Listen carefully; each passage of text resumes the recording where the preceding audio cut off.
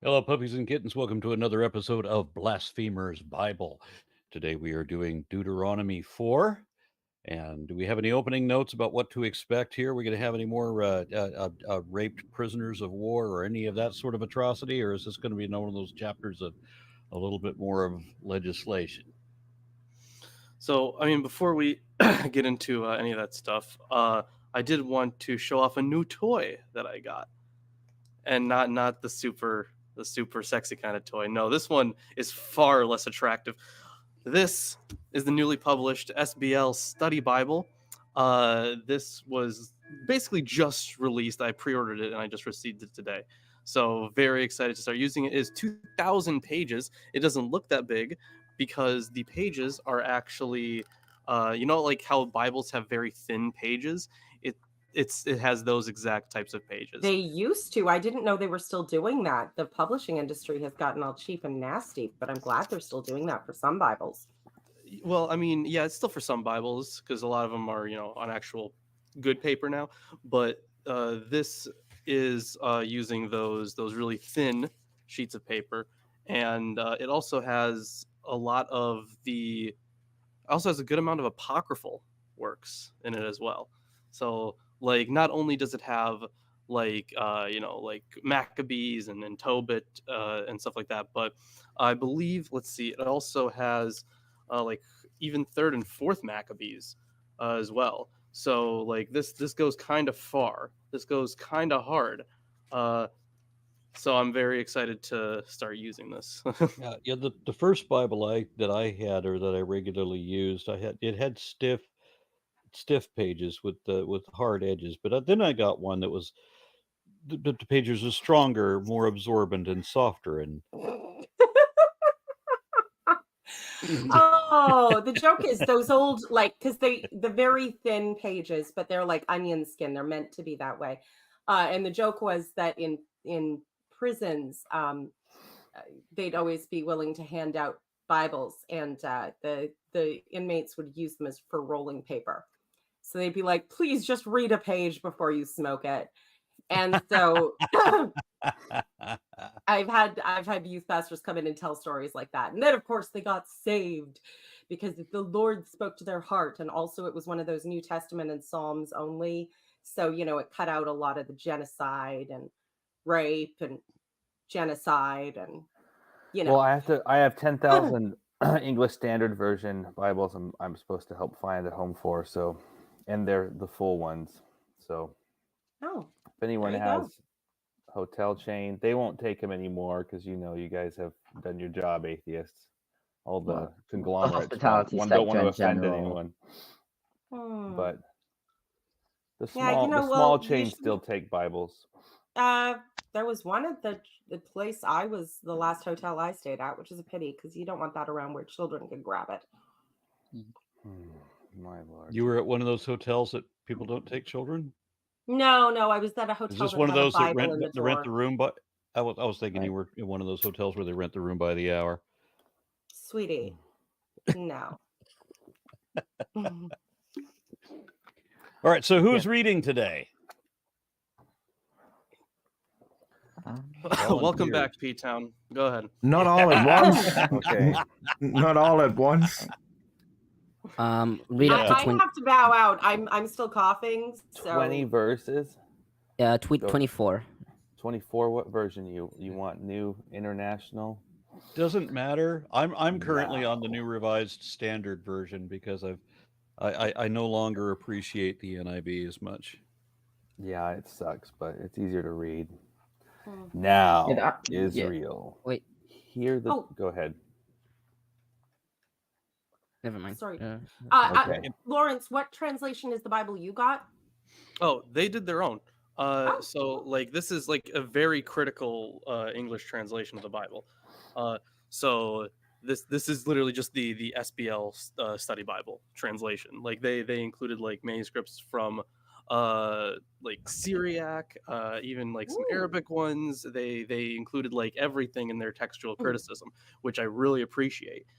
Because like I don't know if they included like patristic evidence, although I would argue that is also important. I'm not sure if they included it, but they made it pretty explicit that They were doing, Hebrew, Aramaic, Greek witnesses to everything. It's a very critical text. So Excellent.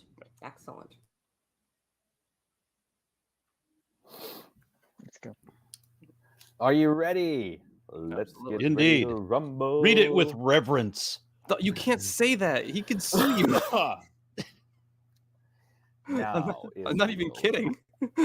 Hear the decrees and the laws I am about to teach you. So is this Moses talking? Yes. Follow Yes. them so that you may live. I missed a few chapters. Follow them so that you may live and may go in and take possession of the land the Lord, the God of your ancestors, is giving you. Do not add to what I command you, and do not subtract from it, but keep the commandments of the Lord your God that I give you. Do not add. You guys should memorize Keep that. going. Do not add and do not subtract from it. You guys should learn this. You saw with your own eyes the Lord did at Baal-Peor. The Lord your God destroyed from among you everyone who followed the Baal of Peor, but all of you who held fast the Lord your God are still alive today. See, I have taught you decrees and laws as the Lord my God commanded me, so that you may follow them in the land you are entering to take possession of it. Observe them carefully, for this will show your wisdom and understanding to the nations, who will hear about all these decrees and say, surely this great nation is a wise and understanding people. What other nation is so great as to have their gods near them the way the Lord our God is near us whenever we pray to him? And what other nation is so great as to have such righteous decrees and laws as this body of laws I am setting before you today? Only be careful and watch yourselves closely, so that you do not forget the things your eyes have seen or let them fade from your heart as long as you live. Teach them to your children and to their children after them. Remember the day as you stood before the Lord your God at Horeb, when he said to me, assemble the people before me to hear my words, so that they may learn to revere me as long as they live in the land, and may teach them to their children. You came near and stood at the foot of the mountain while it blazed with fire to the very heavens, and black clouds and deep darkness. Then the Lord spoke to you out of the fire. You heard the sound of words, but saw no form. There was only a voice. He declared to his covenant the 10 commandments, which he commanded you to follow, and they wrote them on the 2 stone tablets.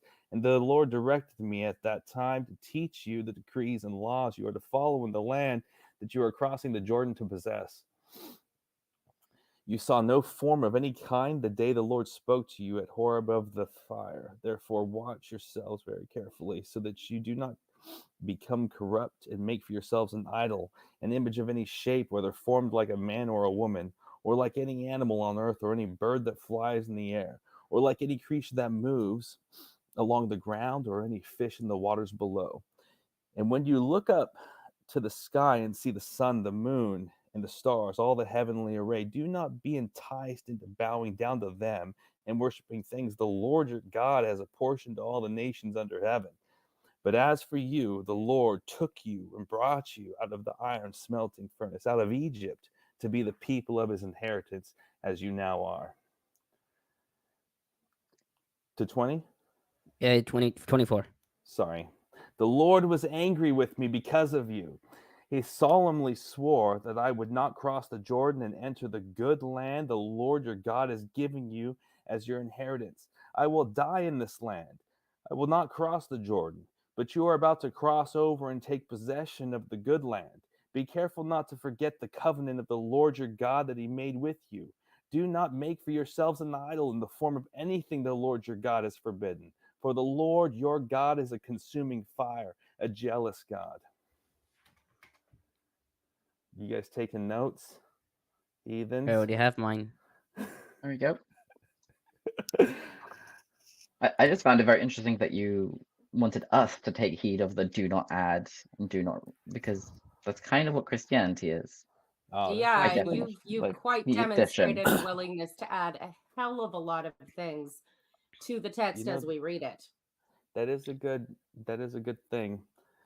I mean, that's a good point. Except that. That's okay. The New Testament's okay. Yeah, But special look treatment. at look at the Sure. the okay when I marriage do it. notes coming up. Sorry, I don't mean to Well, throw well, you under the bus, well, Tamara, but look at am I allowed to say Jews? Look at what the Jews do. Look at all the extra rules and the Talmud or the whatever and the Raskins You and the are aware that all rabbis these and the extra and rules the are also Turkeys and the supposed to have been given Nazis. by God? Like when it comes to like Talmudic stuff, yeah, they kind of well, I mean, they don't. Well, they have in the past added to the actual text, but I know what you're saying, right, about adding to and taking away. This would Yeah. have been like a textual thing, right, to preserve this the actual book of the law. However, we already know that this is not the case, and this is kind of indicative. In fact, the entire book of Deuteronomy is kind of indicative of this this tradition in which they have like collected a bunch of laws and then kind of supplemented a bunch of them and then said, this is it, this is the law that we have now. So then on top of that, they're like, you shouldn't add or take anything away. I believe there's a similar injunction in Revelation about that as well. There is. It ends Revelation and is used by Christians to blame anyone who they think has the wrong interpretation of the Bible. Right. But yeah, it seems very much like they're just constantly like, this is the final form. I swear. No, this our next our chapter tools are surprise, and fear. Our 2 tools are surprise, fear, and our 3 tools are surprise, fear. Yeah, actually next chapter we're gonna get to this version of the Decalogue, which is different in a few ways than the one we got before. So it is an interesting way to parallel traditions about it. There is also a verse. I don't think we've said it yet. Actually, I guess we'll get to it. But there is a verse where it says, like, God gave us the commandments, and He also gave me, Moses, the laws and blah blah blah. And this is also, like, I think Rashi says, like, this is referring to the oral tradition. So Moses is saying, do not add to the law, blah blah blah, and then he's saying, I'm going to tell you what the law is. So the tradition is that the extra stuff that you're thinking about, the traditional argument is that this is not necessarily extra. It's just what was passed down orally and not in the text. Right. Yeah. But it's just, I mean, like, it's just an excuse in the same way Christians have excuses of how can they add books.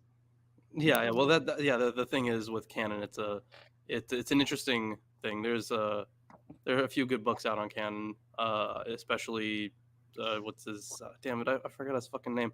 I'll have to find it. But I mean, adding books is probably not as problematic as, like, saying that these laws aren't applicable anymore, or these. Except they in a way, Christianity kind of pulled that one, right? Because there's this section in the New Testament where there's like Jesus' covenant supersedes that of Moses. So there's that whole section. Okay. I forget which book that was in, but that's definitely in there. Yeah, they both have their ways of getting around it. It's more in Luke. Luke is more the Greek. Matthew tends to try and reinforce the Judaism of Christianity more. It was one of the epistles. And that one is okay. Well, there's the bit in Acts with the thing with the snakes and the eating of the food, but there's also it's. I think the epistles are a little more subtle about it. I mean, no, this one was pretty explicit. There was one it one of the later, like, Titus, Timothy fake epistles that weren't really written? I don't think it was one of those. I think it was a different one. It may have been Hebrews. Okay, yeah. When no one knows, it may have been Hebrews. I don't remember entirely, but yeah, there is a section in the New Testament that's about that this new covenant supersedes that of Moses. So, in a way, should we do some comments and then do the Thomas commentary? Sure. Aren't you muted? Yeah.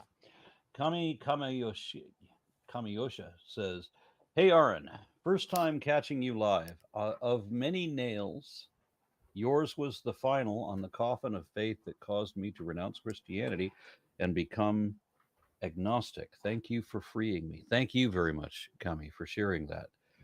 I live for messages like this. I'm not even kidding. Then something that I cannot read in some cryptic- Kisai no ice cream. Kisai no ice cream. Oh, well, why means- didn't you say so? Okay, gotcha. It means fire ice cream for some reason. I don't know what it means. Fire but ice cream. Yeah. Is that like Here in cinnamon? Texas, we fry our ice cream. Kisai no ice cream. Ice They do cream is fry ice butter. cream. Okay. And you can kind of see that the talent. symbols look like little fires. All right. So anyway, what language is that? that's Japanese. Japanese, right? Yeah. You speak Yeah. Japanese, Isaac? You can read Japanese? I can read like not the kanji, but I've been learning it recently. So I did Now, recognize the fire, but I had to check this it. the kanji, or is the kanji The the first- standard script? The first two characters are kanji. They're Chinese characters. Each one represents a symbol, like a symbol. Although in this case, it's two symbols represent one idea, which is fire. Even though individually they both mean fire. And then the rest, the third character is another writing system, which is like Japanese. And then the rest of the letters are the third writing system, which is used for foreign words like ice cream. Have you Gotcha. looked at Paleo Hebrew, Isaac? I've looked. I don't know how to read it, but I recognize most of the letters. It's more or less identical to Phoenician. So like Phoenician and Paleo Hebrew is the same thing, like same letters, and then modern Hebrew is written, or biblical Hebrew. Trying to think from the Persian, from the Babylonian exile, they started writing using a form of Imperial Aramaic script, which is what the modern Hebrew characters come from. This nice aside and Isaac showing off hidden talents and all like that put aside, we have to get to the question being asked. Yeah. So fiery ice cream says, was Joseph of Arimathea an actual real person? I mean, he might have been. There's because he's in all four gospels, so it really kind of hinges on how much influence you think the synoptics had on John. So it really hinges on that. A lot of scholars don't see a connection between the two, at least textually, but then some have argued for it. And in some ways, it's been pretty strained. So depends on. We don't know. Is the answer to that? We don't know. I think also I have a question we too, don't know Lawrence. if Arimathea is a real place. Yeah, I was just wanting to ask, where's Arimathea? Because it's nowhere in. Yeah. It's in Oz. And fun Over fact, the rainbow. Isaac, do you know the other fun fact of Joseph of Arimathea? No. Okay, he accompanied. The connection to the Irish royal family or something. No, he accompanied Jesus to Great Britain. They went. They went to. They went to Glastonbury. So you could say that might have been the first Glastonbury festival. I don't know, but it's We know something. where Mormonism got it. Yeah, it's. So which is the one that brought the princess over to Ireland, and then that's where the royal family descend from. That I have no clue. Christian mythology is insane. But the legend of Ready Jesus for, coming to Great Britain is fairly famous one. Yeah, British Israel. Yeah, but Jesus was British in the Americas centuries before that. I know because we're reading the Book of Mormon on Sundays. He came in a yellow submarine, I think. He is the walrus. Can you put All it in right, the so dishwasher? Tomer, do you have any commentary? Yes. Unfortunately, to it, it's man. this quite long, and unfortunately as well, I have a cold, so it will be Unfortunately, quite you're hard for gonna me. have to hear me say it. Sorry. Yes, yes. Isaac is going to read my notes instead. Okay. I haven't There's- pre-read this one, so all right. Verse 1, decrees and laws. The Hebrew is chukim or mishpatim. Tigay comments, Moses refers to the commandments by several terms, usually two or more at a time. In addition to these two, he uses mitzvah, commandment, in verse 2, and a dot, which is rendered as decrees, stipulations in the NIV, in verse 45. Etymologically, they all have distinct meanings. Chukim is derived from the root chakak, chet kuf kuf, which can mean engrave and is thought to refer to engraved laws or decrees. It might well be rendered as prescription. Mishpatim are rules issued by a judge, shofet, or a ruler, also, or a ruler. Wait, the brackets are a bit confusing here. Where was it? Sorry, I didn't follow. Mishpatim are rules issued by a judge, shofet, or a ruler, and then it has also open shofet. brackets. Also shofet. That's how he renders it. They're the same word. Yeah, it's just I guess the English is messed up here. Or a ruler. Yeah, okay, do you want to read that bit because it's been read from the yes. The order. I think you're using Yes. Hebrew bracket. Okay. Mitzvah from Tzadik Vav Hey, command, is literally a commandment, quote unquote. Edut refers to the terms or stipulations of a treaty, in Hebrew edut, imposed by a suzerain on a vassal. In actual usage, Moses employs terms without distinction, just as English uses phrases like rules and regulations and laws and ordinances, end quote. He notes that Chazal separated between the two terms. Chukim refers to laws which have no obvious reason and to which people tend to question, like the kosher laws, while Mishpatim refers to laws whose purpose is evident and which people should keep even if God never commanded them, like laws regarding murder and theft. I'll continue then. I think I can continue. Like if Yeah? I'll talk in this voice, I'll try to. If I'll talk in this voice, like it won't it won't Just irritate my throat. Sultry Tomer in the house. I'll try. I think it works. Yeah, go for it. So, verse 2, do not add to what I command you. So Lundbom comments, this warning occurs again in 13:1, which is 1232 in the Old Testament, where it appears to have a dual function, applying to the prior prohibition against following other gods and head to the forthcoming Deuteronomic code. Here, reference is to the commandments in their entirety, although Tigay thinks application is to the exclusive worship of Yahweh and the caution not to countenance idols. Compare a mention of Baal Peor in verses 3 to 4. We meet up with this same warning in the New Testament. Matthew's Sermon on the Mount warns against annulling any of the lesser commandments in Matthew 5:19, and Revelation closes with a solemn warning not to add or subtract from words or prophecy contained in that book in Revelations 22 verses 18 to 19. Verses 3 to 4, Nelson comments, the incident referred to in verses 3 to 4, Numbers 25 verses 1 to 13, was not mentioned in chapters 1 to 3. As a place of religious disloyalty, the name is pointedly given as Baal Peor, rather than the more neutral Beth Peor of 329 and 446.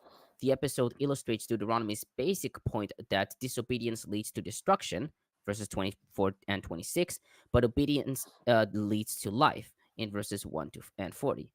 Your eyes have seen introduces the subsequent rhetoric of eyewitness experience in verses 9, 15, and 34. Held fast in Hebrew davak is an image of loyalty and allegiance, as seen in 10:20, 11:22, etc.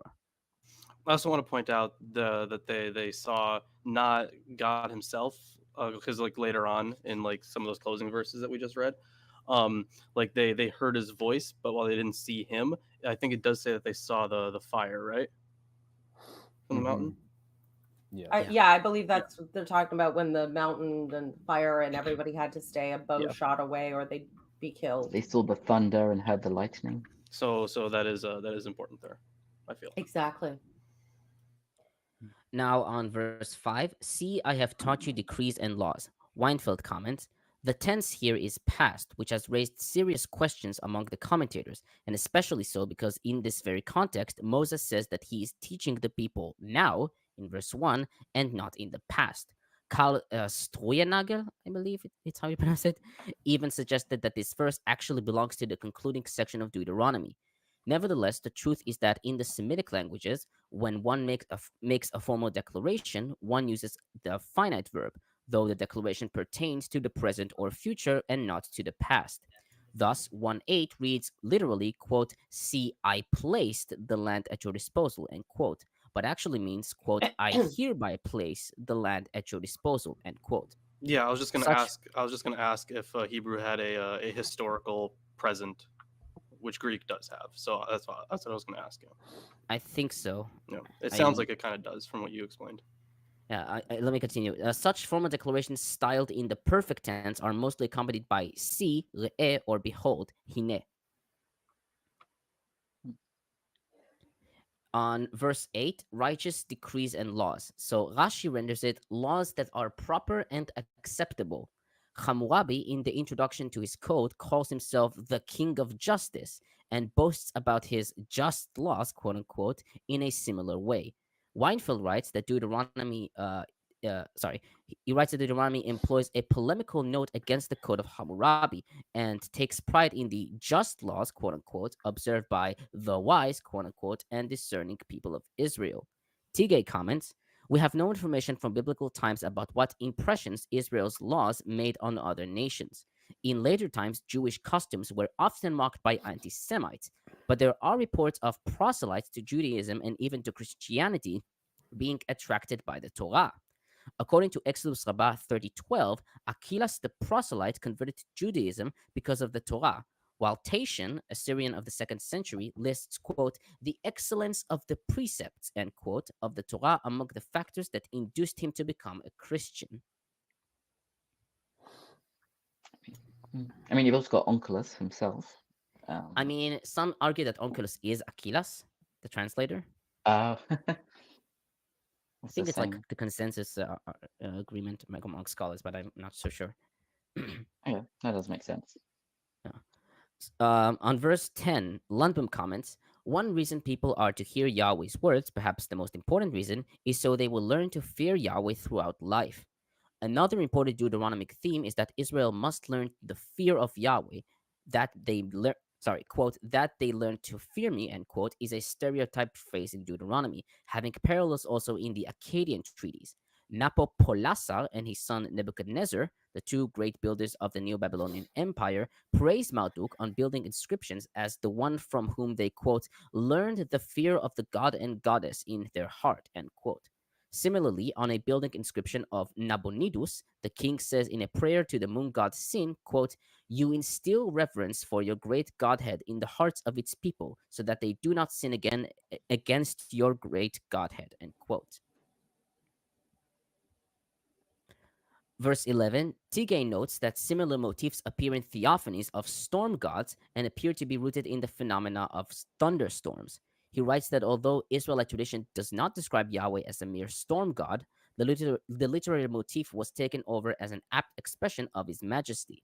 Likewise, the Septuagint renders Arafel, which is deep darkness in the NIV, as storm, and some manuscripts add, and a great voice. On verse 12, Weinfeld comments, in contrast to Exodus 19:21, where the people are warned not to break through to gaze, according to Deuteronomy, there was nothing to see. God revealed himself by sound of words only. This serves for the author as the basis of prohibition of physical representation of the deity. The development of this notion seems to be based on Exodus 20, verses 22 to 23, which is 19 to 20 in the Old Testament, I believe, where we find the juxtaposition of speaking from heaven in verse 22 and the prohibition of idols in verse 23. The juxtaposition of the two ideas in Exodus 20, verses 22 to 23 may have given rise to the view that they belong together and that there was a genuine connection between them. Because God spoke from heaven and no image of him was seen, there is no legitimacy for making any image of him. Yeah, we kind of hit on that note earlier about seeing the like God's, rather you see God's glory rather than God, right? Yeah. Yeah, look for the man with the glowing head. So verses 17 to 18, Tigay comments, animal-like idols probably would not have been intended as representations of the Lord, who was thought to have a human appearance, as seen in Genesis 1, verses 26 to 27, 5, 1 to 3, Ezekiel 1, verses 26 to 28. Rather, they might have represented his chariot or his mount. In ancient Near Eastern religious art, animals served not only as images of a deity, but as their mounts and as pedestals for their statues, and as such, they could symbolize the deities even when the latter were not represented explicitly. Since God was thought of to travel on a chariot borne by hybrid creatures with the faces of men and animals, as we learn from Ezekiel 1, people might have thought it possible to attract his presence with an image of one or more of those animals. It is possible that Aaron's golden calf and Jeroboam's calves were originally intended in this way, not as idols.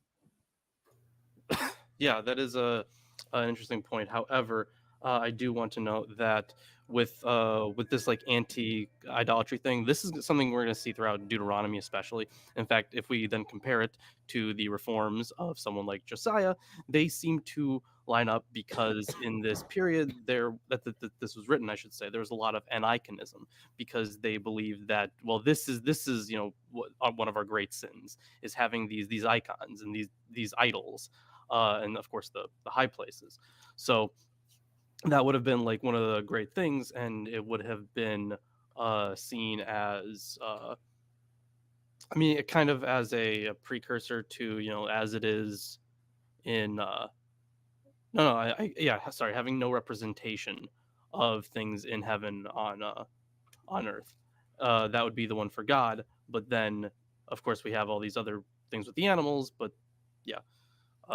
because that was really cracking down on graven images, because we have to find out the reason why Daddy's beating us, and so it must be because we made him mad, and we shouldn't have done that. Okay, on verse 19, the Lord your God has apportioned to all the nations. Weinfeld comments, the heavenly bodies as objects of worship were assigned to the nations by God himself. The stars were considered divine beings, B'nai Elohim, literally the sons of God. See, for example, Job 38:7, where the morning stars parallel the divine beings, B'nai Elohim, and compare in Ugarit, quote, the sons of El, the assembly of the stars, end quote. These were put in charge of the nations. Only Israel remained under the direct aegis, Aegis, okay, of Yahweh. The same notion is clearly expressed in Deuteronomy 32 verses 8 to 9, where Elyon is said to have set division and boundaries of nations according to the number of the B'nai El, divine beings, leaving Israel as the portion, Hebrew chelek, and allotment, nachala, of Yahweh, end quote. Lundbom notes that Sorry, go ahead. Lundbom notes that church fathers, Justin Martyr and Clement of Alexandria, viewed the worship of heavenly bodies as granted to the nations, but only as a means of enabling them to rise ultimately to something better. Similarly, Rashi writes that God made them available as deities to pave the way for people to err through their meaningless speculations, to banish them from the world. He and Rashbam added that he made them to provide light to the nations. Yeah, on that, right? Because you noted Deuteronomy 32, verses 8 through 9 there, and here as well about the allotment. This only makes sense in a polytheistic worldview. There have been some other translations of Deuteronomy 32, but recent scholarship has shown that those were not so great. So, the reading, sons of God is more likely in Deuteronomy 32. I think that's the reading. Chrissy actually just published a couple papers on it that she posted in the Discord. Cool. I really just find it so funny when people say the most recent scholarship, when they're talking about a book that was written almost thousands, well, let's see, 3,400 years ago, 33. Okay, we already know that you have no concept. And now there's recent scholarship. We already know that you have the recent ones, the most modern. Yes, it's ridiculous. The most critical scholarship, the ones that are not only looking at it's intrinsically but let me finish my I'm sorry, did the middle of my sentence interrupt the beginning of yours? All right, so the scholarship, the reason that it is so critical, it's not only critical of the text and trying to contextualize it historically, but it is also critical of previous scholars who made a lot of assumptions that they probably shouldn't have made. So it is looking at it's trying to see the forest through the trees kind of thing. Like there's a reason. Absolutely. And sometimes, I could disagree with, the most recent scholarship. But the thing is, there's still this dialogue about it.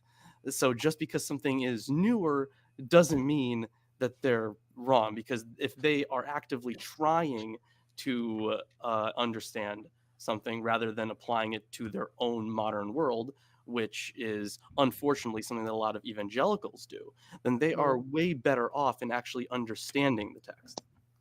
It's also absurd to pretend that there's no new information available.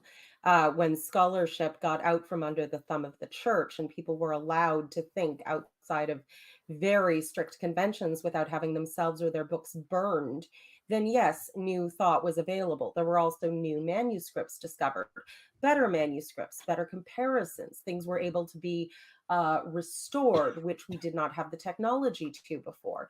Christians love to go on about the Dead Sea Scrolls, as long as they don't actually have to learn about any of the changes that scholarship made to the text they worship.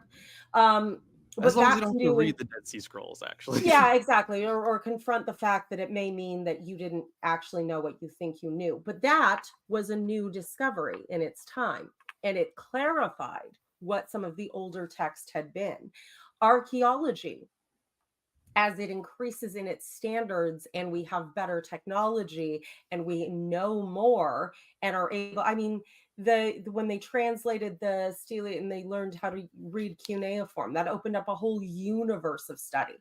So the idea that there's nothing more to learn because the book is old, not the oldest, not even close to the oldest. There are far older books and better preserved ones. But the idea that there's nothing new to learn now, that is absurd. And it's frightening and very disappointing that you're so committed to thought-stopping techniques. And aren't we talking about books that are written 2,400 years ago, not 3,400 years ago? Yes. Yes. 30. I mean, it depends. It could be 2,600. Yeah, it could be 2,600, depending on the book, right? Yeah. Well, it depends on the book. I don't know where you guys' math is coming from. It comes from actually looking at the source that really exists as opposed to what the story says about when it was written. I bet your most modern and recent scholars would probably agree with you.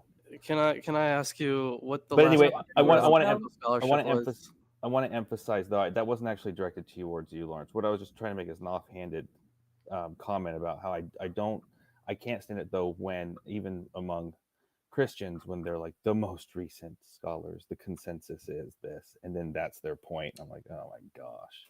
You've made a We're very talking about a book written 3,300 years ago that hasn't changed.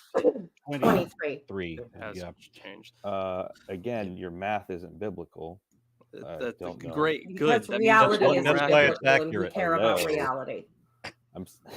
Okay, listen. I think it would help you, P-Town, if you were to argue with people defending other religions, because I mean, I used to deal with a lot of Hindu, with at least Bhakti. You know, the only Hindus we have in the United States for the most part. You know, the Bhakti, the Krishnas, and the arguments I would get from them. You know, I even quote one in my book that was from a Usenet post from one of the first people I argued with, who said that what Krishna has said, the Bhagavad Gita was the absolute truth and the revealed word of the one true God, and what Lord Krishna has said 5,000 years ago still stands the test of time.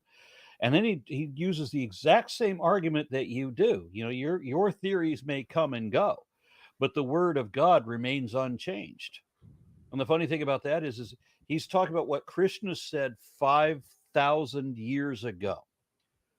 But when you study the Bhagavad Gita, and the references that the Bhagavad Gita makes, this cannot be a 5,000-year-old book. This is just barely older than the Bible. I mean, it's older than the Bible, but only by a few centuries at most. I also wonder, P-Town, do you apply this kind of reasoning to, let's say, classical studies, like the works of Homer, for example?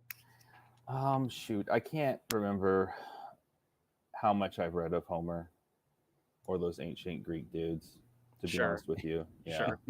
Because a lot of their stuff seems like it's fiction. Before we get, I'm not going to touch that, but would you apply the same method? Is the thing. I'm just going to get some tea. Look, the method, I will grant it. Okay, it's quite clear that I grant in essence, I grant that the Bible's true. The Bible's been demonstrated divine to me in an objective way. And so but not in all ways. Wait, in an objective way, which means that you can show it to us too. Arn, on this other point, this is getting to a different region. So yes, I do, and this is why you and I have continually, even after the show, had this conversation. I think that you'll go to another level, Lawrence, when you can set aside your approach. When I mean set aside, I mean, and then take another approach where you can presume that it's true. Because whether or not the Bible was written 2,400 years ago or 3,300 years ago, if you're to study the Bible the way a Christian is, you have to study it under the presumption that it was written when it says it was written, in order to get the full grasp of it. Have you seen my videos on the councils by any chance? No. So I go over Christology a lot. I go over, and this is, for me as a person who doesn't even believe in the starting premise, I really enjoy talking about Christology, because I think that's a super interesting theological field, because you need to have a really detailed view of identity to even begin to talk about that stuff. So I go into the detailed. I don't actually know what Christology is. Oh boy. Okay. I can't even. It's the nature of Jesus, right? So there are two main camps for this. There's Logos Anthropos and Logos Sarx. So one, Logos Anthropos, it's word man. So you have the Logos inhabiting an actual man Jesus, a person with his own thoughts and his own feelings, which would explain something like why Jesus would feel hungry or cry, because those are very human emotions. And then you have the Logos, the word inhabiting this man. So it's almost like a possession. Then you have this other field, Logos Sarx, and these are just generalizations. There's more to this. And then you have Logos Sarx, which is word flesh, where you literally just have this, basically like this meat suit that has been assumed by the word. Those are the two main camps of Christological thought. The nature of Jesus. That's what Christology is. It's a study of that, and it requires like very detailed readings of different New Testament texts, especially. So I go into that in detail. Like, I don't eschew the theological portions when necessary, but if we're doing a critical analysis of at least this portion of the Bible, like, we're not talking about Christology or anything. And sometimes we do delve into philosophical stuff. I think Tomer mentioned there was a scholar who believed that the reason that they was it that whoever didn't mate was because they could have had monsters come up out of it. Yeah, David Friedman. Yeah. So like something like that. That's kind of who actually he was a Christian, by the way. Yeah.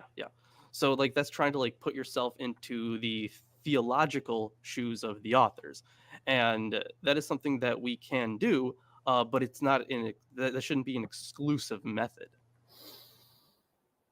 Well, if you're talking about, for example, the four Gospels, it's quite clear that they all serve a different purpose, kind of in line with their occupations in a way. It's interesting in that sense for me to go into it, but I'm sorry that I haven't really. Let's get back. I'm seeing the comments piling up, and I think Orange should go to them. So first, Eric Wander gifted 10 RN Raw memberships. Thank you. And then Matthew K says, Aaron, I always love those beautiful snakes you have. I hope to meet you someday and would enjoy having a good beer with you and chill with your collection of snake friends. Well, thank you very much. And then Tarbaugh, I don't know how to pronounce that. I'm guessing it's Tarbaugh, says, question for Aaron.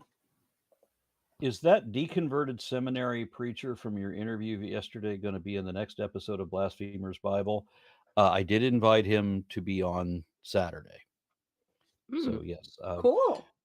Yeah, he spent 9 years in seminary. I think he achieved a master's degree before he just eventually lost faith, as often happens in seminary. So when you study the Bible well enough, you realize there's nothing supporting it. That's what happened to me. It wasn't seminary. When I was listening to him go off the accolades that he had, the amount of his life that he had dedicated to studying the historicity of the Bible, and he said that the thing that got him ultimately the first chink in his armor was when he realized that Moses never existed, and then the whole rest of it came down like a house of cards. So anyway, yes, so he will be on, and I'm looking forward to that, as provided we have room for him, because this panel on Saturday is usually quite full. All right, so then Eric Wander says, "I will make thy seed to multiply as the stars of heaven," Genesis 26:7. "Unless you make a graven image, so they're fucked. LOL. How is this viewed for Jews? Is this prophecy?" Prophecy of what? I mean, if it's Genesis 26:7, then I guess it's supposed to be a prophecy, like God tells Abraham that his descent, or whoever it is, that his descendants will be many, and then it says in the same book, it says later that there's 600,000 of them, so there were a lot of them. But isn't that prophecy written well after the fact? Oh, all of them are. Well, of course, you think it was only it's 2,000 it's not really years prophecy ago. though, because it's just God saying this is what he's going to do to if you let him. I don't know if it's considered prophecy, especially as it's, like you said, it's in the same story. Lawrence, how would you address this part when they make that prophecy about telling how the one we're talking about now, about how many your descendants will be numbered like among the stars and all of that? When do we expect that was written? Do you know off the top of your head? Well, see, for a text like Genesis, in my view, it would have been post-exilic. Okay, so 450 BC, somewhere there, or maybe like late 500s. Okay. Yeah. I'm a little. I must be confused about when the exile happened. At the beginning of the 6th century. So that is silly. That's just silly. I mean, all right. Enjoy your education, Lawrence. You read a book, P-Town. No, not that one. A different one. Read books with an S. Okay, I'll continue. I'll continue with the commentary. So we're on verse 20.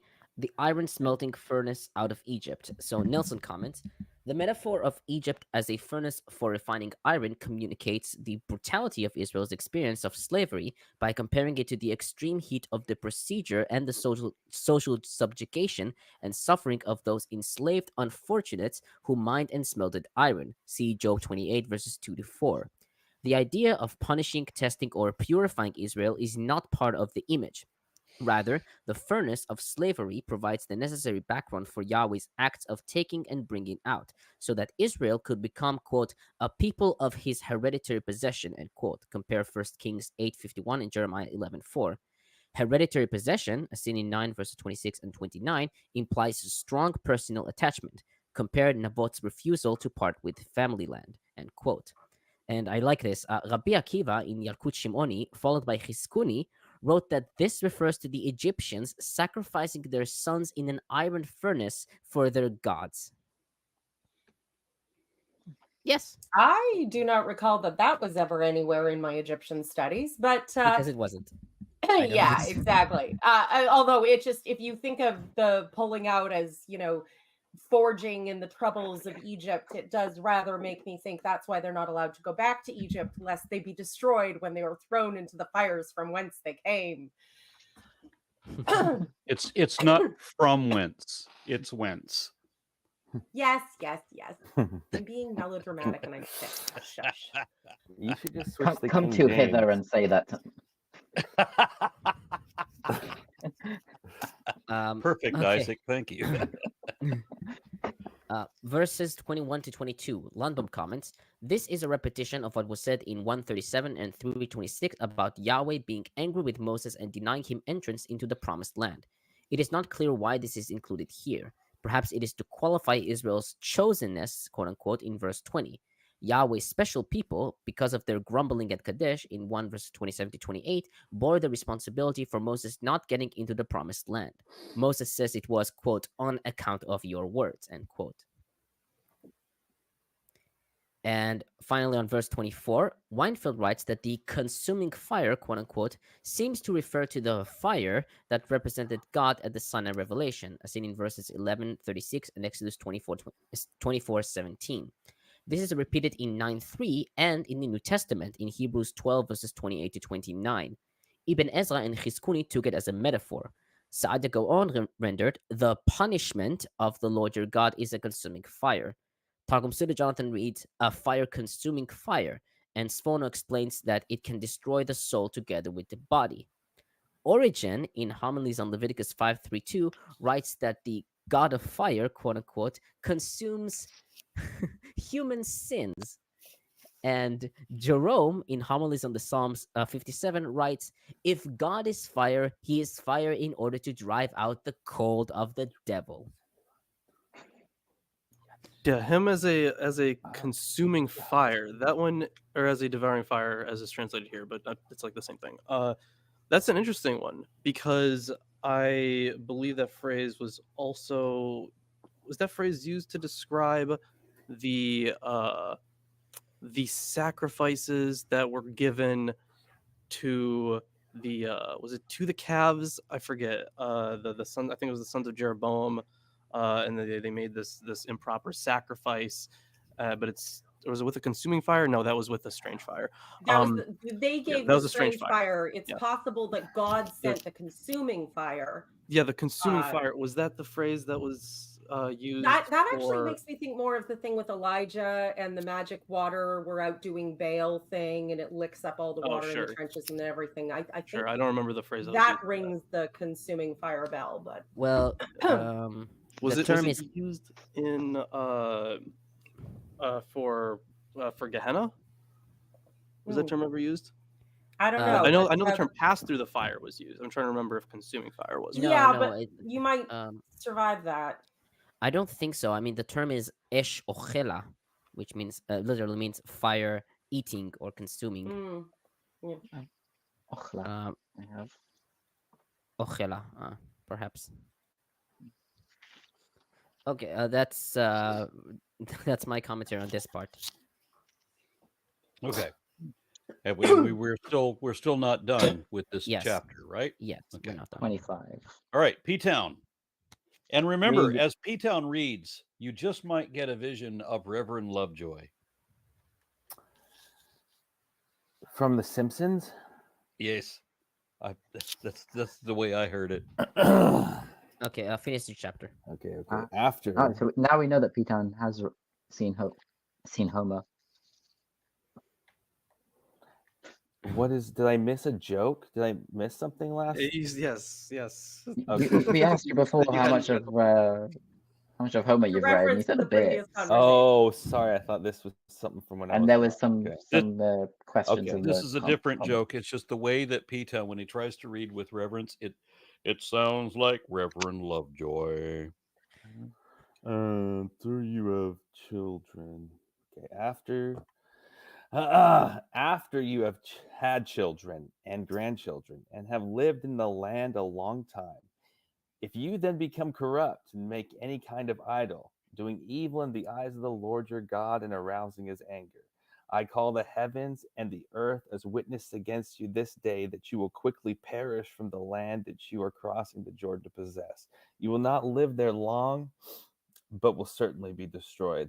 The Lord will scatter you among the peoples, and only a few of you will survive among the nations to which the Lord will drive you. There you will worship man-made gods of wood and stone, which cannot see or hear or eat or smell. But if from there you seek the Lord your God, you will find him if you seek him with all your heart and with all your soul. But if from there you seek the Lord your God, and you will find him if you seek him with all your heart and with all your soul. You guys listening? You said it twice. When you are in distress and all these things have happened to you, Then in later days you will return to the Lord your God and obey him. For the Lord your God is a merciful God. He will not abandon or destroy you or forget the covenant with your ancestors, which he confirmed to them by oath. Ask now that about the former days, long before your time, from the day God created human beings on the earth. Ask from one end of the heavens to the other. Has anything so great as this ever happened, or has anything like it ever been heard of? Has any other people heard the voice of God speaking out of fire as you have and lived? Has any God ever tried to take for himself one nation out of another nation by testings, by signs and wonders, by war, by a mighty hand and an outstretched arm, or by great and awesome deeds like all the things the Lord your God did for you in Egypt before your very eyes? You were shown these things so that you might know that the Lord is God. Besides him, there is no other. From heaven, he made you hear his voice to discipline you. On earth, he showed you his great fire, and you heard his words from out of the fire. Because he loved your ancestors and chose their descendants after them. He brought you out of Egypt by his presence and his great strength, to drive out before you nations greater and stronger than you, and to bring you into their land, to give it to you for your inheritance as it is today. Acknowledge and take to heart this day that the Lord is God in heaven above and on the earth below. There is no other. Keep his decrees and commands, which I am giving you today, so that it may go well with you and your children after you, and that you may live long in the land the Lord your God gives you for all time. Then Moses set aside 3 cities east of the Jordan, to which anyone who has killed a person could flee if they had unintentionally killed a neighbor without malice aforethought. They could flee into one of these cities and save their life. The cities were these: Bezer in the wilderness plateau for the Reubenites, Ramoth in Gilead for the Gadites, and Golan in Bashan for the Manassites. This is the law Moses set before the Israelites. These are the stipulations, decrees, and laws Moses gave them when they came out of Egypt, and were in the valley near Beth Peor, east of the Jordan, in the land of Sihon, king of the Amorites, who reigned in Heshbon, and was defeated by Moses and the Israelites as they came out of Egypt. They took possession of his land and the land of Og, king of Bashan, the 2 Amorite kings east of the Jordan, and this land extended from Aroer on the rim of Arnon Gorge to Mount Sirion. This is Hermon, and included all the Arabah east of the Jordan, as far as the Dead Sea below the slopes of Pisgah. So I am curious. You said the verse 49, I think it was it that you say the land of the Syrian? 48. He meant it said Mount Sirion, and the text says Mount Sion. Sion. Okay, that is Hiram. So it was clarifying that is Hiram, and on the text says in NIV. Sion, the text says Mount Sion, which is Hermon. Yeah. And in verse in chapter 3, verse 9, it says Mount Sirion, that is Hermon, or something similar to that effect. So it looks like the translation that you're using has changed the word to Sirion to make it accord with it. Yeah. Yeah. Interesting. Okay, I was just wondering about that translation. So my I guess the couple things I want to point out is the amount of like classic Deuteronomistic stuff here. So for example, the idols, not being able to see or hear any of that stuff, right? You're going to see that all throughout the prophetic words. They can touch. Yeah, so they can't act on their own. They are dead gods. That's the whole point, right? That is a polemic that is everywhere in the prophetic works. And furthermore, what was there? I was trying to find a pencil or something, because I was like, I know I'm gonna forget to note this. But there was another Deuteronomistic phrase that I wanted to mention, and I totally forgot where it was. So Tomer, if you can start the commentary, I'm sure I'll come across it. Okay. I'll start. Verses 25 to 28. Lundbom comments. Verses 25 to 28 and then 29 to 31 move forward into the future and on to new topics. First exile and then restoration. Verses 25 to 28 do not necessarily presuppose an exilic date, but only an audience familiar with deportation as a feature of Assyrian imperial policy. What Moses foresees as a possible future, idolatry, national destruction, exile into pagan lands, would have been a concrete reality for even the earliest of Deuteronomy's readers, in the shape of the calamity suffered by the northern kingdom. Yeah, it's more likely that it's post-exilic, though. Like, you will be, like, you will leave and you will come back. That language is clearly fitting in with that. Verses 29 to 31, Nelson comments, readers enduring exile are challenged to repent. In the dominant theology of Deuteronomy, blessing and curse are alternatives that come upon those who either obey or disobey. Here, in contrast, curse and blessing are treated as successive periods of exile and restoration. Correspondence in language and outlook to 30 verses 1 to 10 makes it almost certain that these second-person singular verses are a supplement to the mostly plural verses 25 to 28. Verse 33, the voice of God. In Hebrew, it's Kol Elohim. Septuagint and Targums Jonathan read the voice of the living God, assimilating to verse 26. Similarly, the KJV, NIV, and Weinfeld render God with a capital G. Most commentators, however, read it as a God. Sorry, I just remembered. The whole, you have, I forget which verse this was, but the whole, like, you have done evil in his eyes sort of thing. That is explicitly Deuteronomistic. That pops up throughout the Deuteronomistic history, like everywhere, like basically all the time for like almost every king. They're like, but he did what was evil in the sight or in the eyes of God, right? So that phrase is also very Deuteronomistic.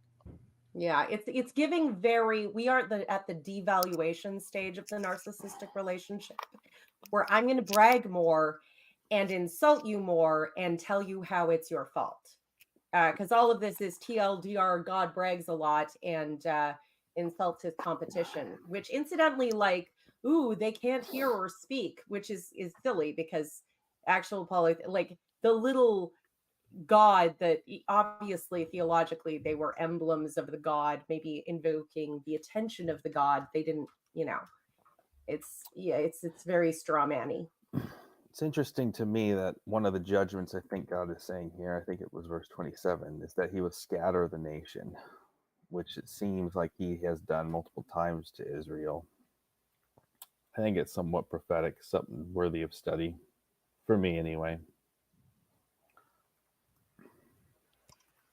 Okay. Silence.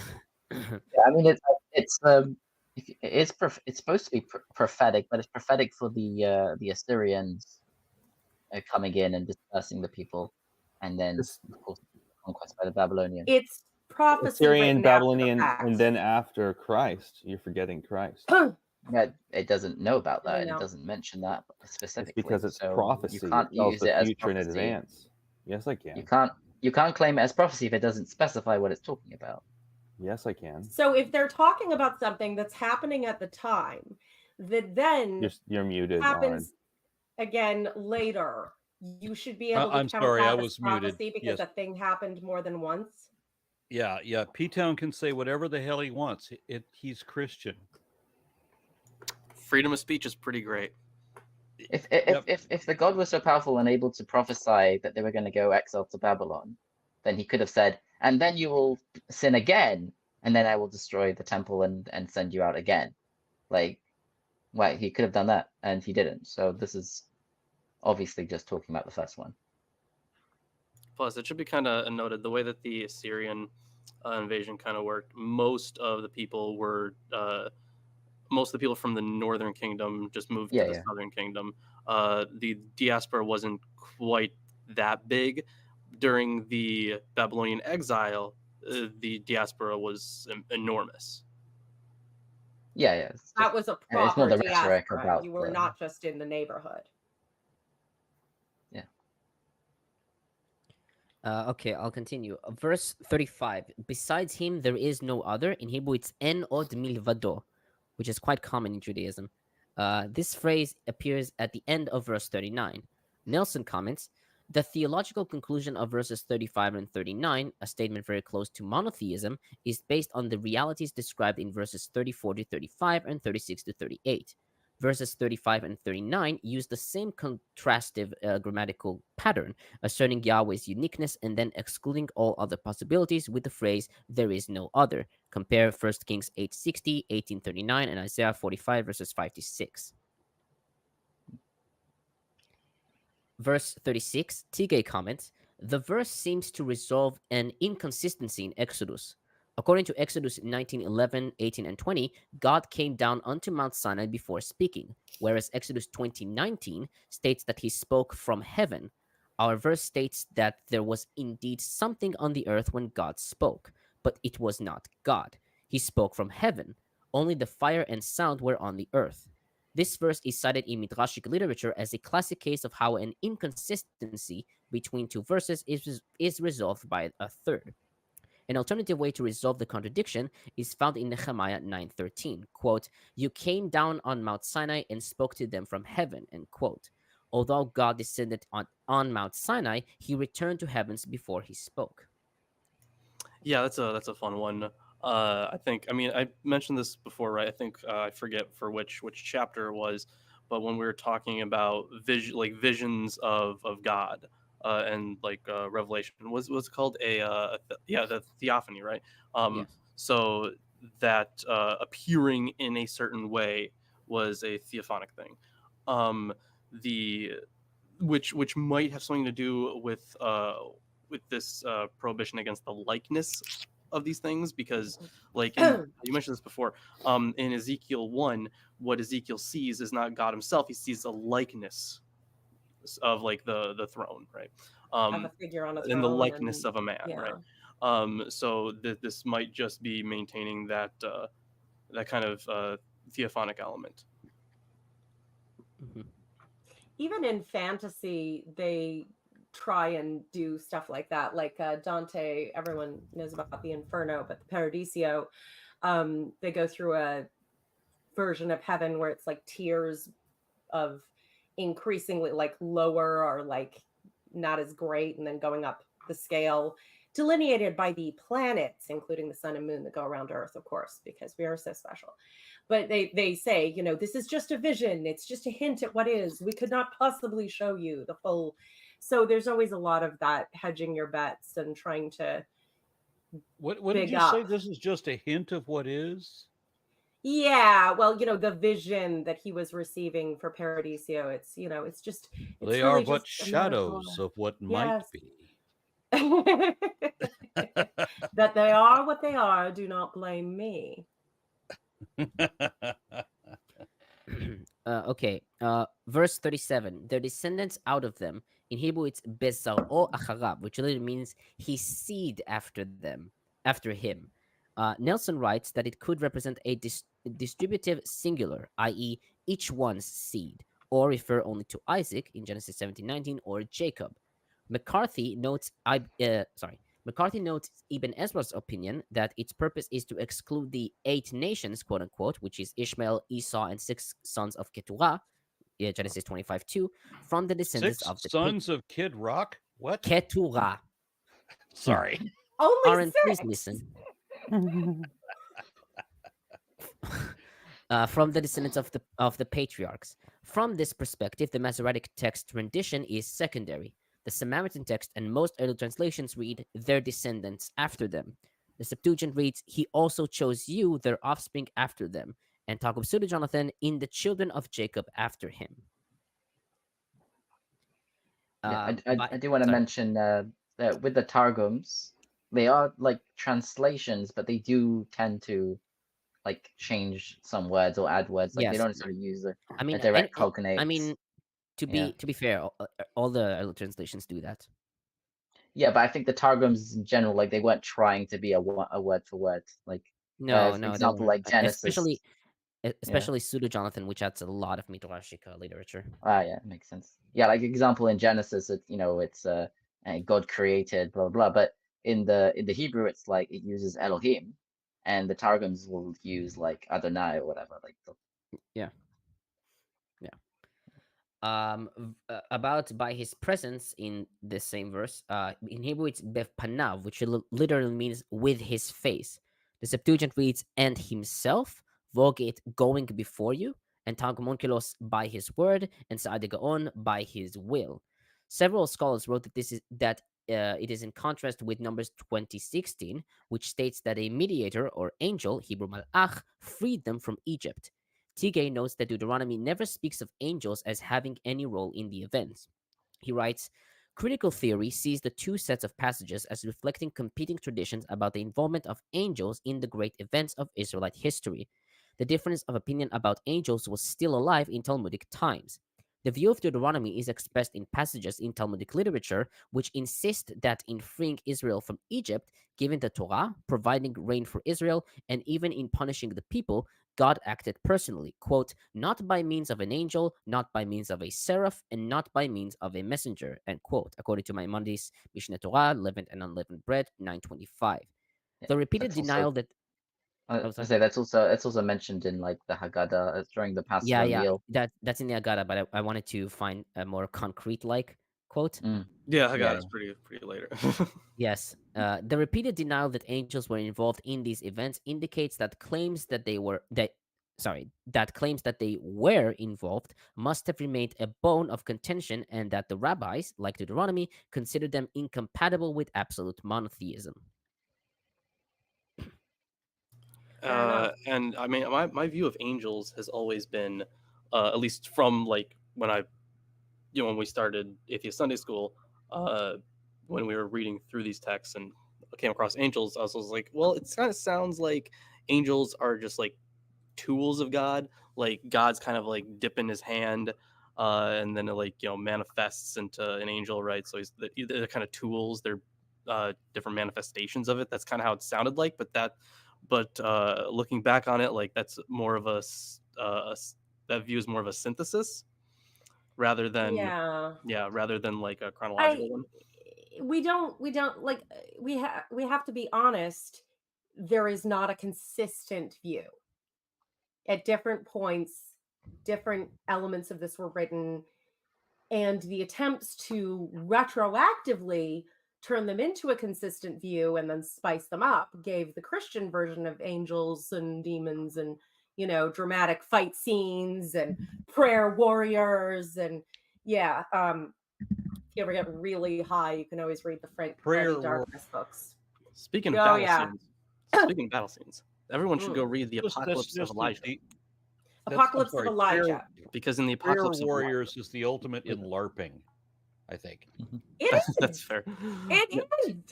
In the Apocalypse of Elijah, there is a battle between Elijah, like this angelic form of Elijah, and I forget who his tag team partner is, but they're fighting Satan in like this anime battle in the sky.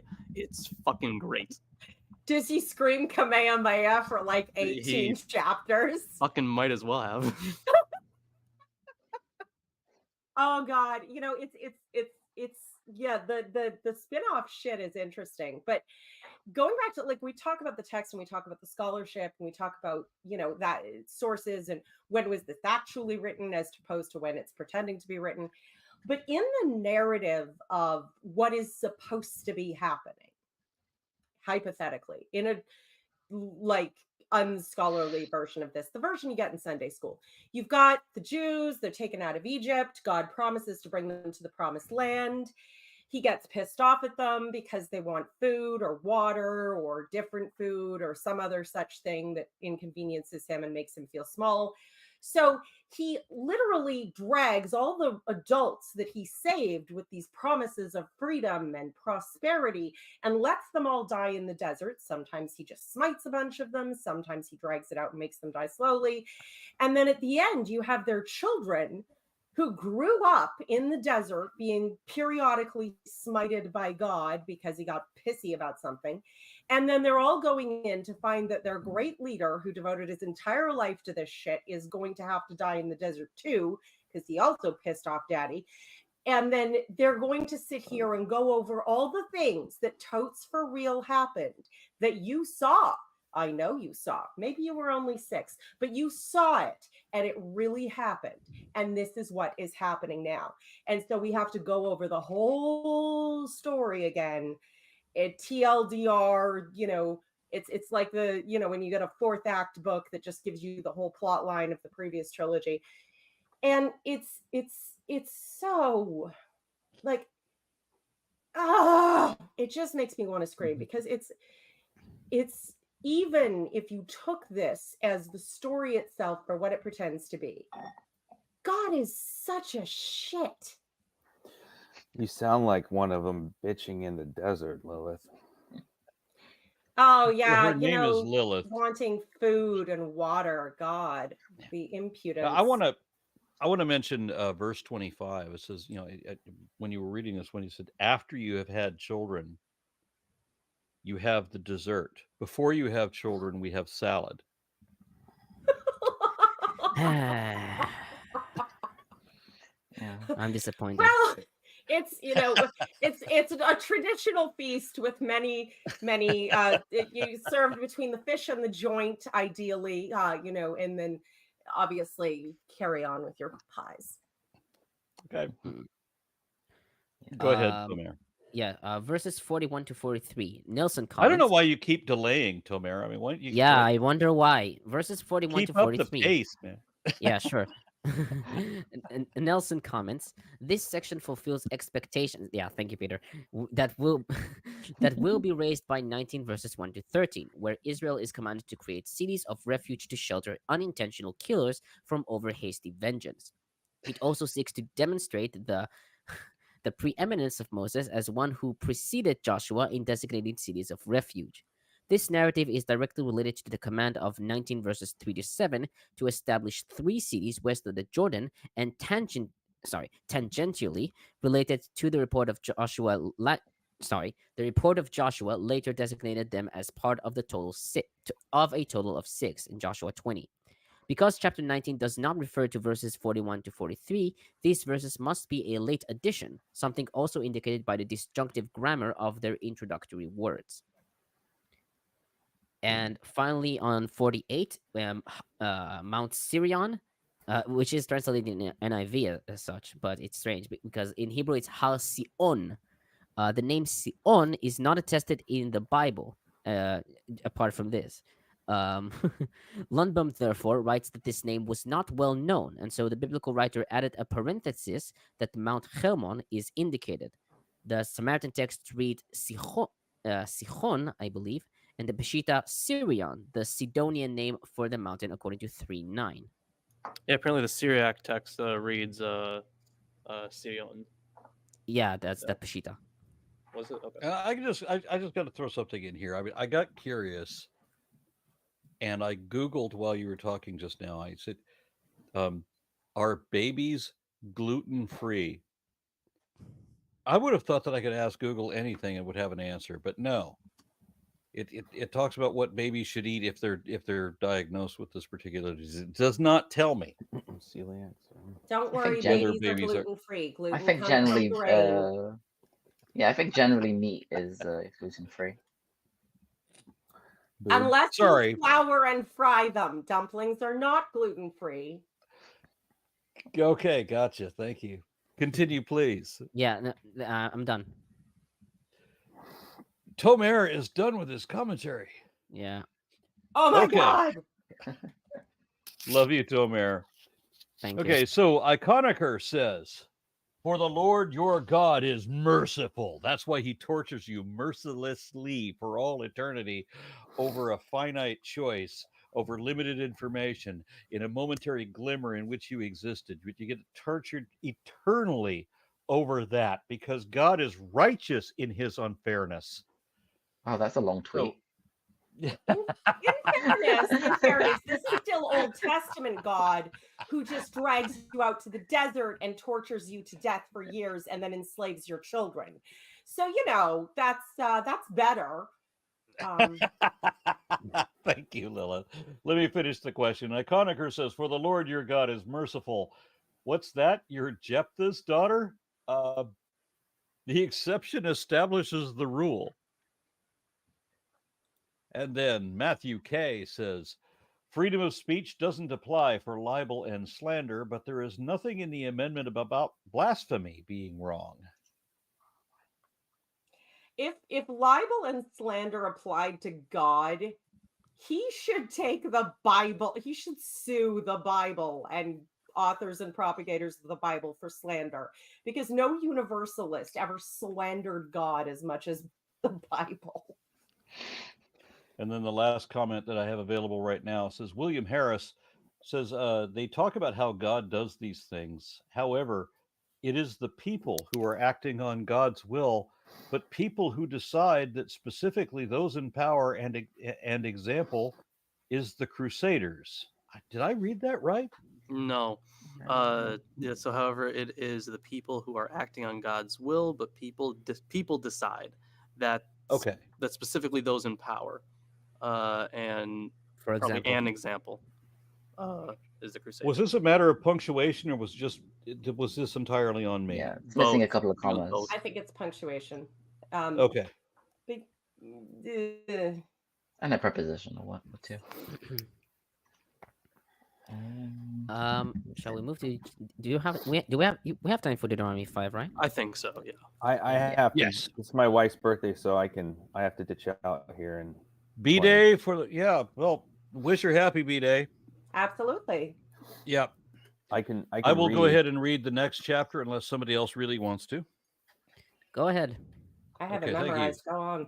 I want to hear you read the King James. Oh, Aaron. You want me to read King James? I'm sorry, King James is too busy with his mail lover. King James.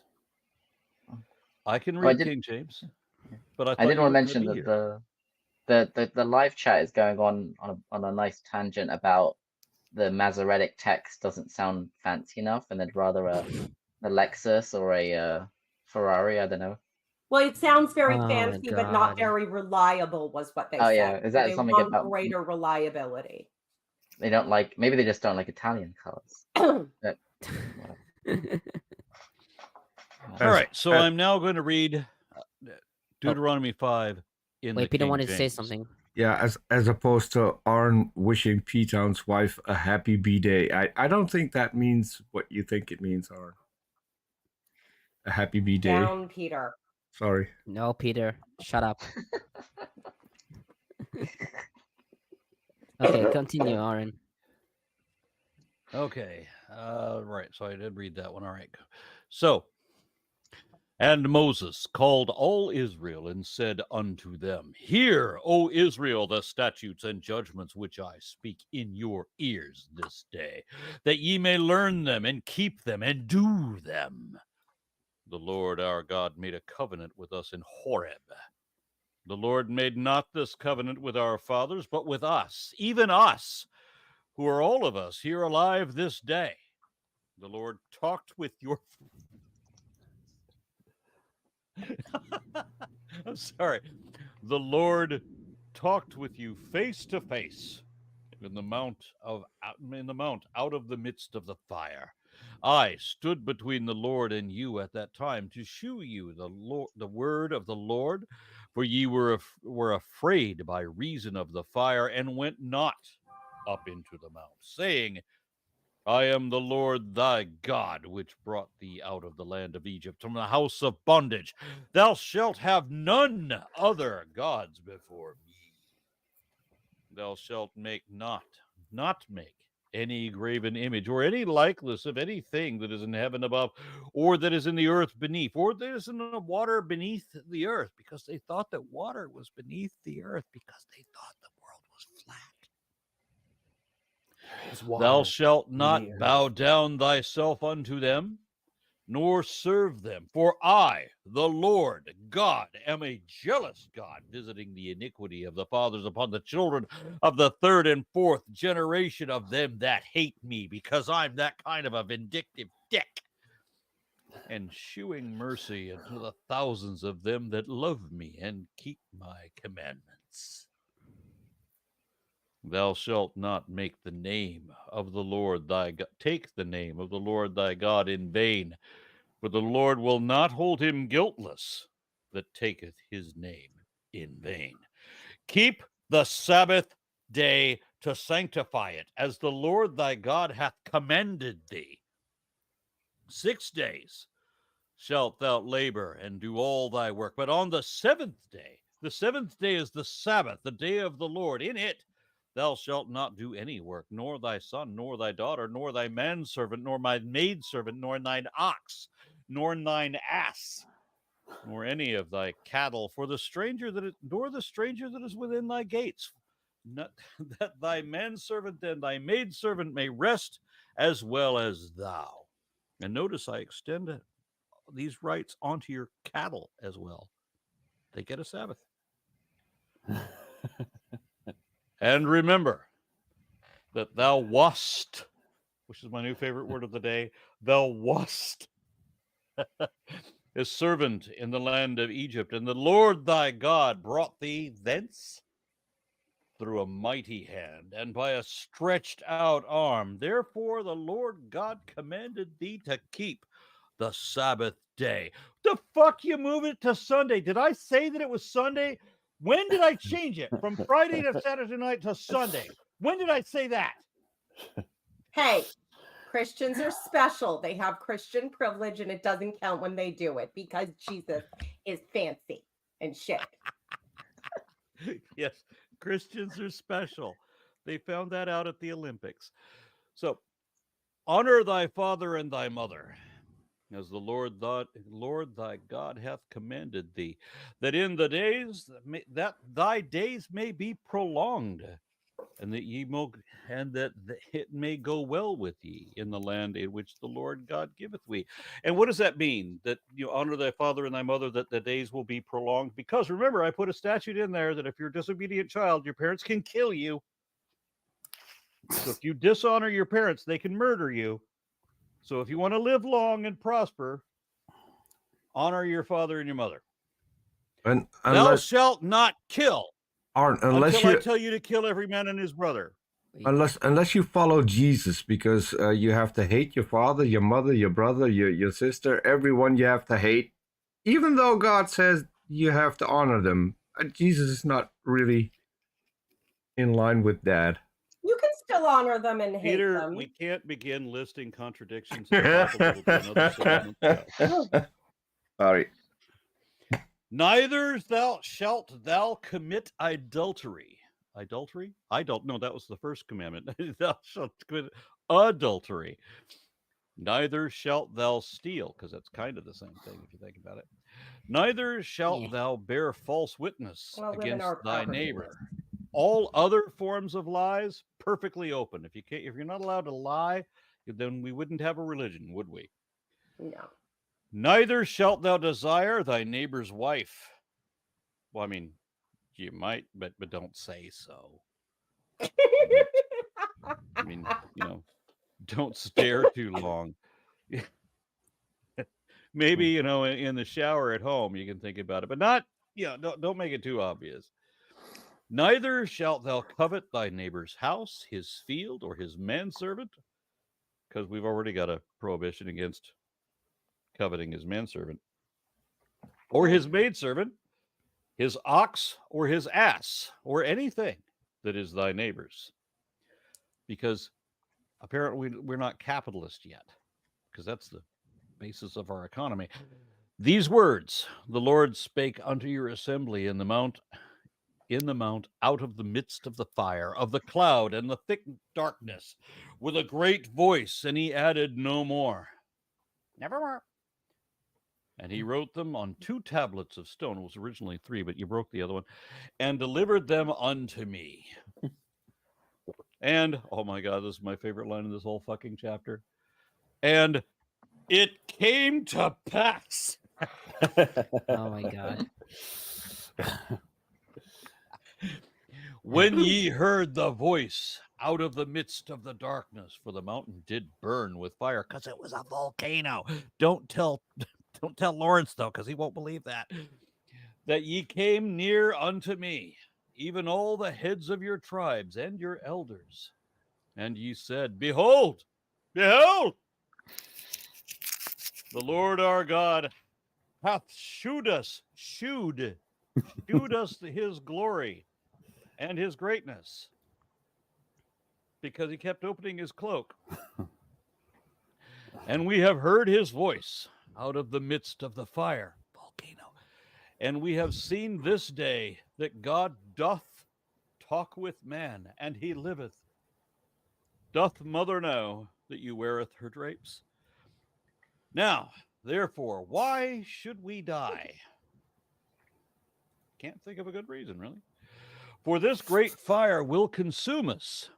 If we hear the voice of the Lord our God anymore, then we shall die. Then shut up. I'm sorry.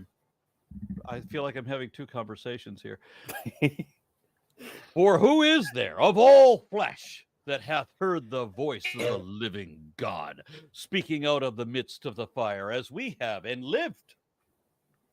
Go thou near and hear all that the Lord our God shall say, and speak thou unto us that the Lord our God shall speak unto thee, and we will hear it and do it. Really? When God wants to talk to one guy, other people hear him talk? Really? Do other people hear the voices in your head?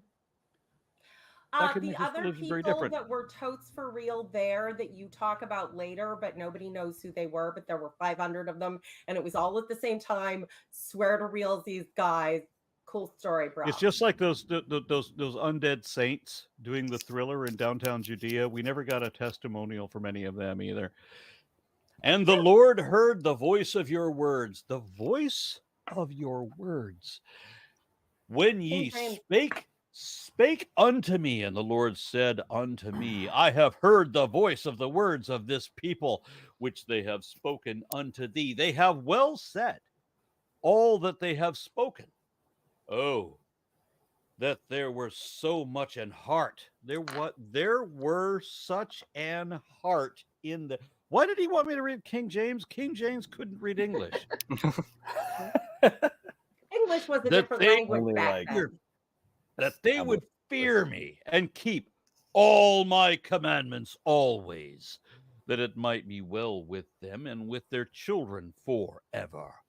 Go, say to them, get you into your tents again.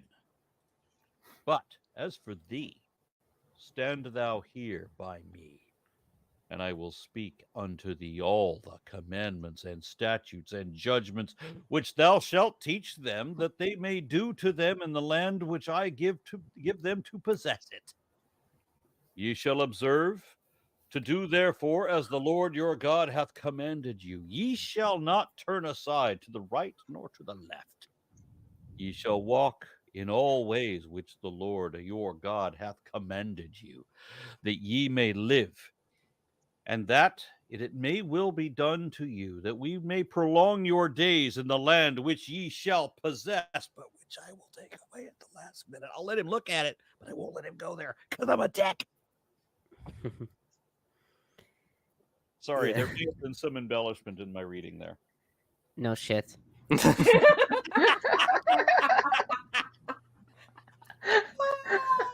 I love that this is like, it's like the third version called the Ten Commandments, but it's the one we think of. Well, it's memorizing catechism. It's a rendition of the Decalogue that we know of, the Exodus 20. There's another ethical Decalogue in Exodus 34, I believe. But that has completely different like commandments, but this one has not boiling a calf in its mother's milk and keeping the feast of that's the covenant law. But this section is while there are some similarities with the Exodus version, there are some discrepancies.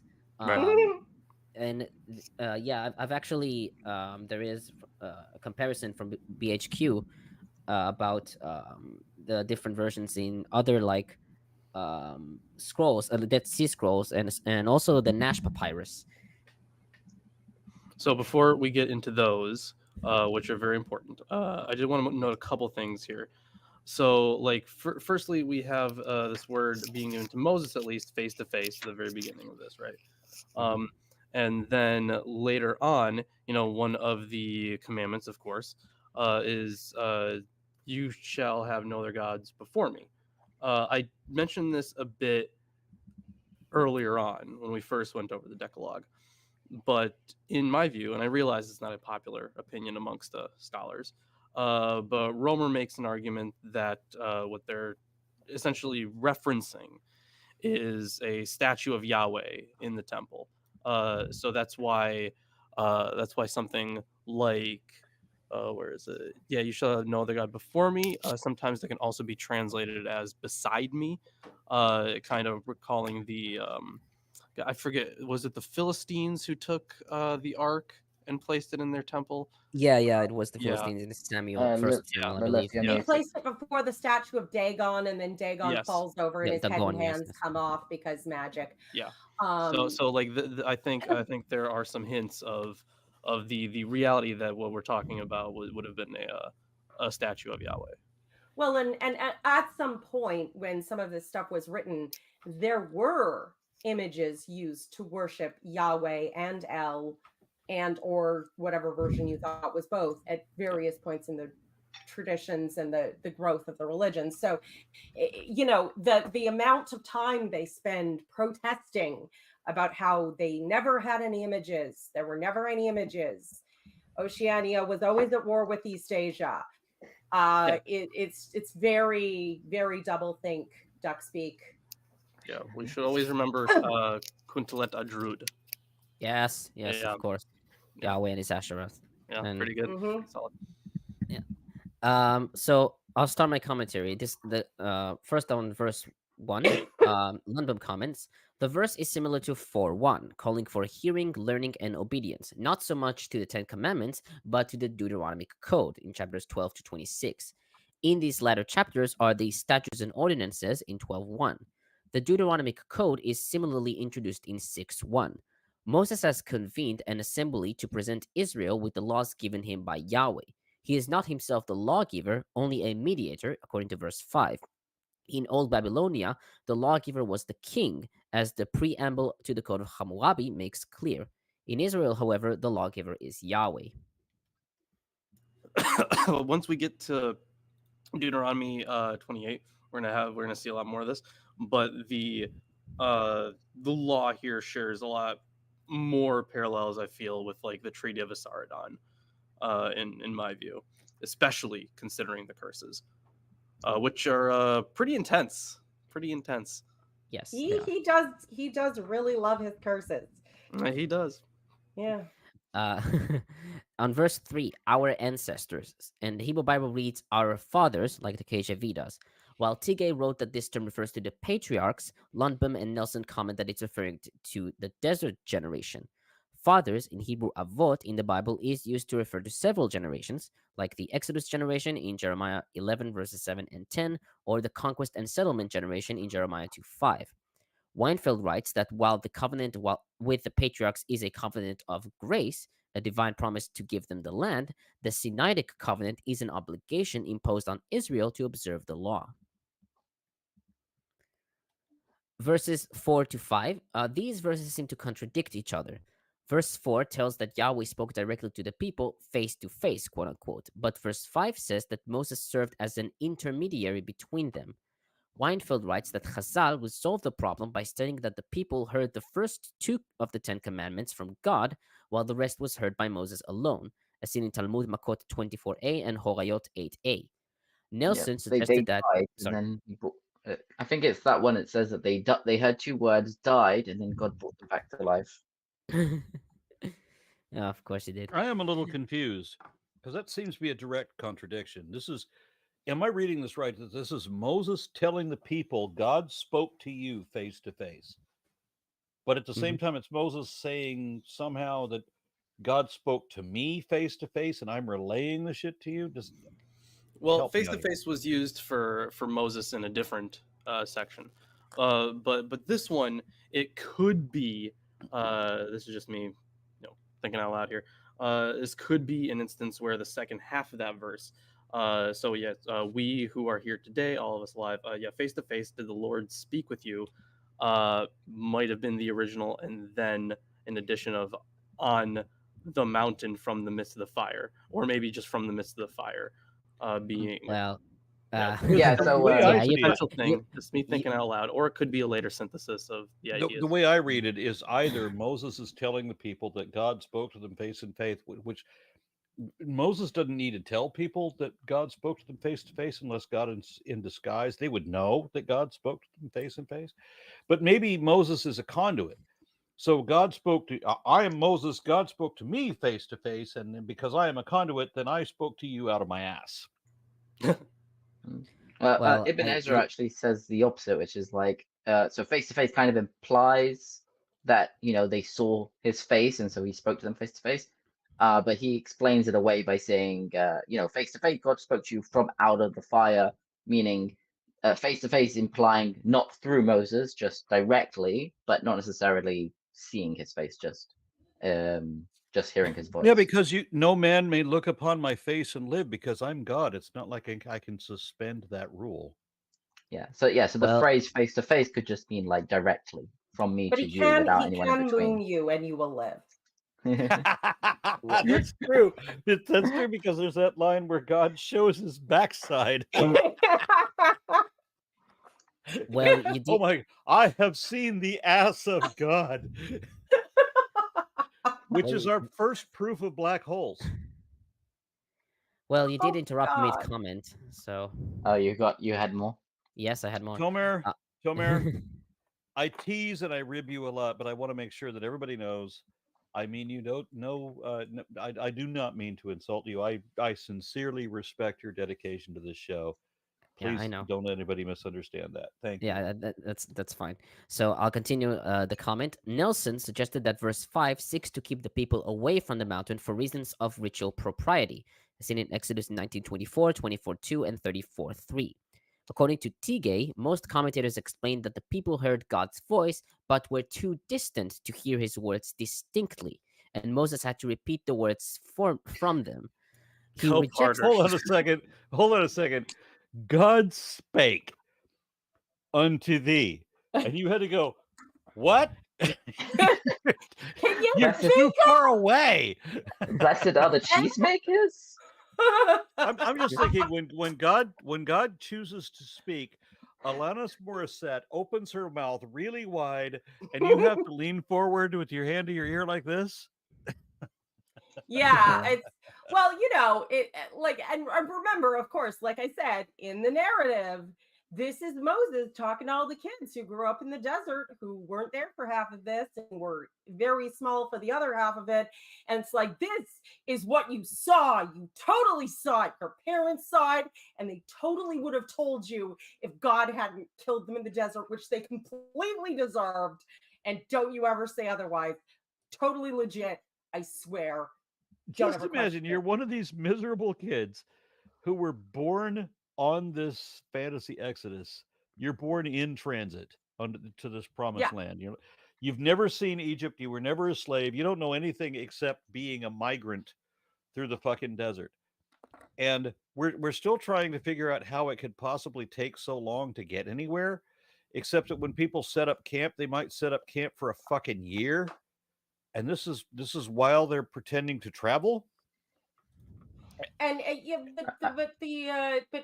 only consistent thing in their life is that if they piss off God, he'll kill them. So, I mean, there were, the oldest ones would have been just under 20 when they left. So not all of them were supposed to be kids, but that would mean the youngest or the oldest people here, aside from Joshua and Caleb and Moses, would be 60 max, because it was everybody died in the desert who was 20 or older when they left. Yeah. I still haven't finished the comment. Yeah, of course. Yeah. The comments are so good. Look at the discussion they inspire. Peter, make sure that we have T-shirts. Can we get a T-shirt to Tomer? And I want one as well. I can send you the art. Do you have a Teespring store, Arn, or something along those? We'll talk about that later. I just want to. We'll figure out the logistics later. I just want to make sure that we all have one of these T-shirts. As long as Tomer gets royalties. Okay. Yeah, Arden's like, no, now I'm not so sure. No. Hey, no, it's deserved. I'm making fun of him, so yeah, he definitely deserves that. He gets a book for every 100 T-shirts. Okay, so Tigay, I mentioned the comment that most commentators explained that the people heard God's voice but were too distant to hear the words distinctly, and Moses had to repeat the words from them. He rejects this since it's hard to believe that God couldn't speak audibly. Yeah. He notes the possibility that verse 5 reflects a variant tradition according to which the people didn't hear God directly, or that it is an attempt to resolve the confusing picture in Exodus 19 to 20, which leaves unclear whether Moses was up on the mountain when God proclaimed the Decalogue.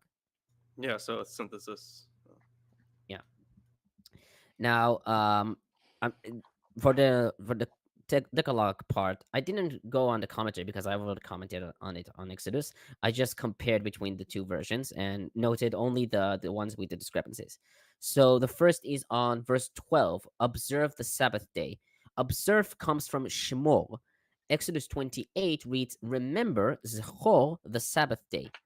Rashi, based on Mechilta de Rabbi Ishmael, writes that both words, quote, were pronounced simultaneously and as one word, and were heard in one sound, end quote. Weinfeld writes that there is no significant difference between Shemor and Zechor. Both verbs can connote to keep as well as to remember. He writes, however, that Zachar, Zain Chet Resh, connotes commemoration, a central concept to the priestly theology. Deuteronomy differentiates between the two terms, with Shin Mem Resh used for observance of the law and Zain Chet Resh reserved for historical remembrance. He writes, it seems that the author of Deuteronomy was cognizant of the formulation Zachor in the fourth commandment, but changed it on purpose in order to avoid the allusion to sacred commemoration. In contrast, he made use of the old Zechor in order to further his motivation about the historical remembrance of Exodus. The usage of Zachar by Deuteronomy look then like a twist of the original. And the Nash Papyrus reads Zechor, the Exodus version. Interesting. And as the Lord your God has commanded you, this phrase is absent in Exodus 28, followed by a Nash Papyrus and 4Q phylactery G. And Tigay comments, this is a technical formula by which Deuteronomy refers to the sources that it relies on. It appears in the Decalogue only here and in the next commandment. Since these two commandments are formulated positively, requiring more than simple avoidance of prohibited acts, the text assumes that they are more in need of cross-reference to detailed instructions than the 8 negative commandments are. The Sabbath rules are abundantly attested earlier in the Torah. Just gonna drink some water because my mouth is dry. I still think that the one about bearing false witness is the best written of the Decalogue, because to perjure yourself in order to bear false witness against someone is a very serious thing, and it's sort of honest. It's kind of pathetic that people like Ray Comfort will take that and try and turn it into, have you ever told a lie? Yeah, right. The time I told my mom I'd let her pay for a thing and then paid for it behind her back. Totally the same thing, dude. Totally deserve help. Yeah. On verse 14. And it's important to note that the Bible does not actually, that the 9th commandment does not prohibit lying. It's very specific. Yeah, thou shalt not bear false witness against thy neighbor. But the context here, if I understand this, and I can ask our Hebrew speakers, it refers to your fellow Jew, not to just anybody. Well, it depends. I mean, I've noted that the word re'acha could be interpreted either as like your fellow one who is close to you, like your neighbor. It could also refer to your fellow Hebrew, but I don't think it's quite clear. It's subject to interpretation. I'm not so sure. Yeah, if we're talking about like a legal context, then bearing false witness, at least in this community, has been prohibited, which is. And so we are specifically talking about perjury. That's what it sounds like. A specific reference against another person, but it is not a blanket prohibition against lies. Because, in fact, and I maintain this position, if you were not allowed to lie, we wouldn't have religion at all.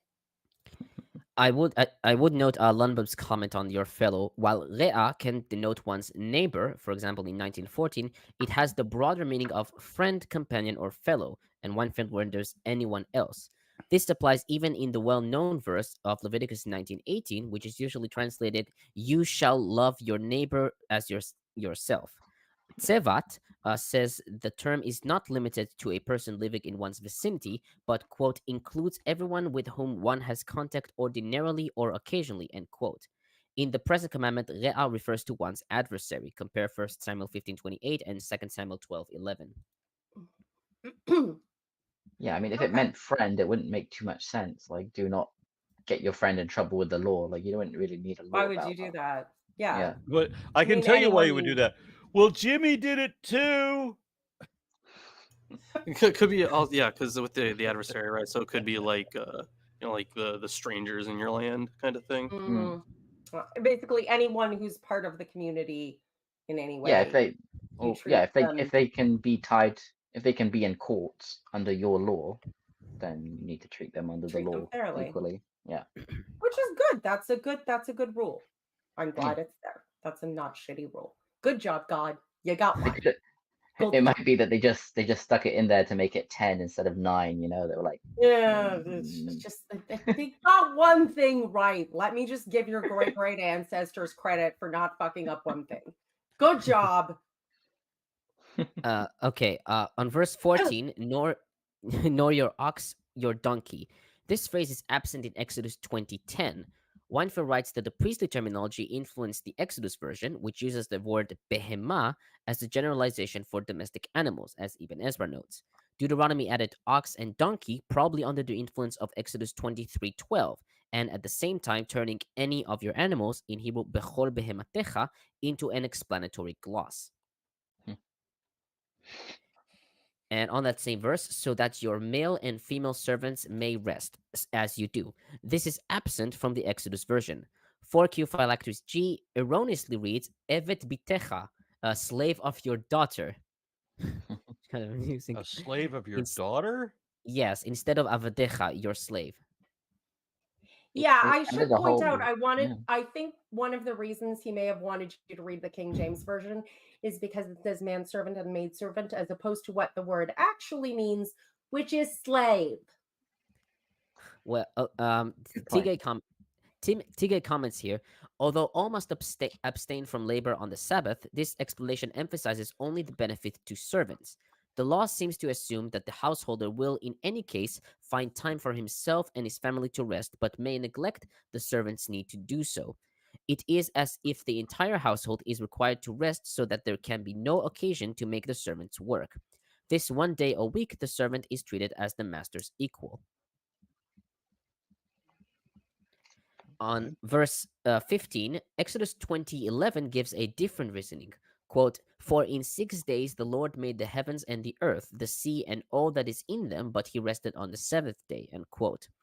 Tigay writes that these references are not mutually exclusive, but serve different function. Exodus explains the origin of the Sabbath, and Deuteronomy explains its aim and offers a motive for observing it. He postulates that Deuteronomy tries to avoid an anthropomorphic view of God, that he is resting. Yeah, that would make sense that they're trying to avoid that view. But alas, there are still hints in the text. Well, they did kind of trip over it by putting together Genesis 1, so they're trying to nod to it, but not accidentally. They've tied themselves up in a pretty little knot, haven't they? As is tradition. Tradition.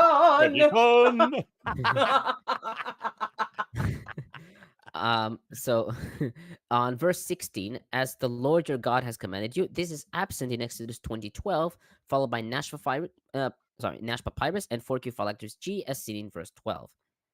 And that it may go well with you, this is absent in Exodus 20:12, followed by 4Q phylacteries G, Septuagint, and Nash Papyrus. Followed by 4Q?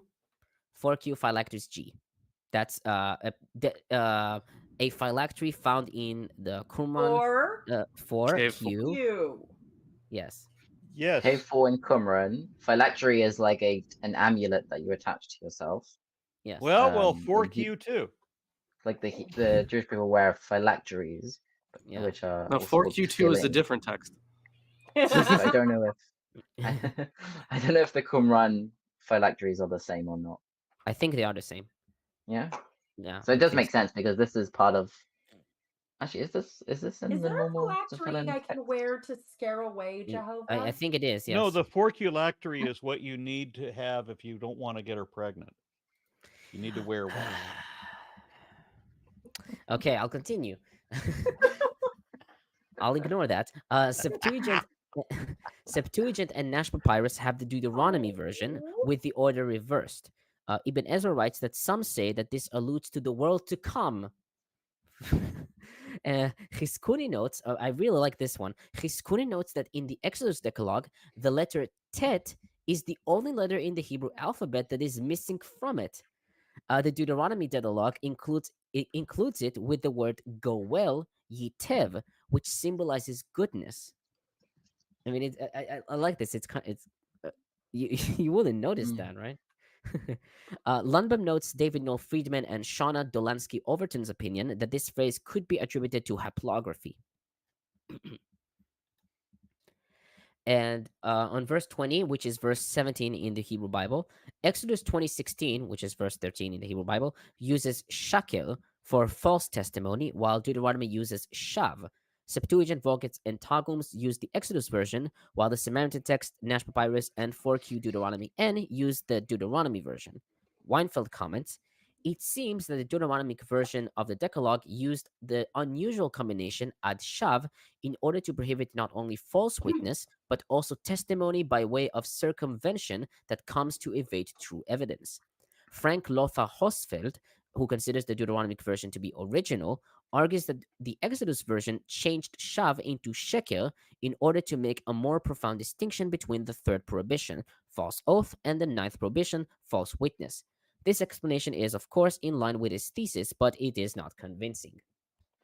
Okay, just to clarify, and circumvention needs to be done on the 7th day after birth? Circumcision. By way of circumvention that comes to evade true evidence. Oh, I see. Sorry. Go ahead. They're trying to make sure you can't get away with lying by omission on the stand either, you dirty snake. Who's us to do?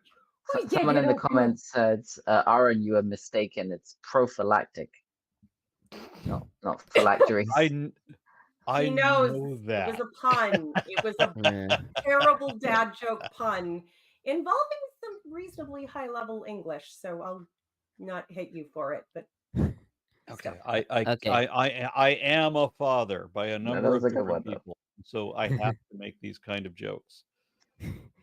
About verse 21, which is 18 in the Hebrew Bible, you shall not. The cat done got him. She slapped you. You gonna put up with that shit? Yeah. This both the cats love to play with my hair, so that makes it very difficult to sleep. What is this one's name exactly?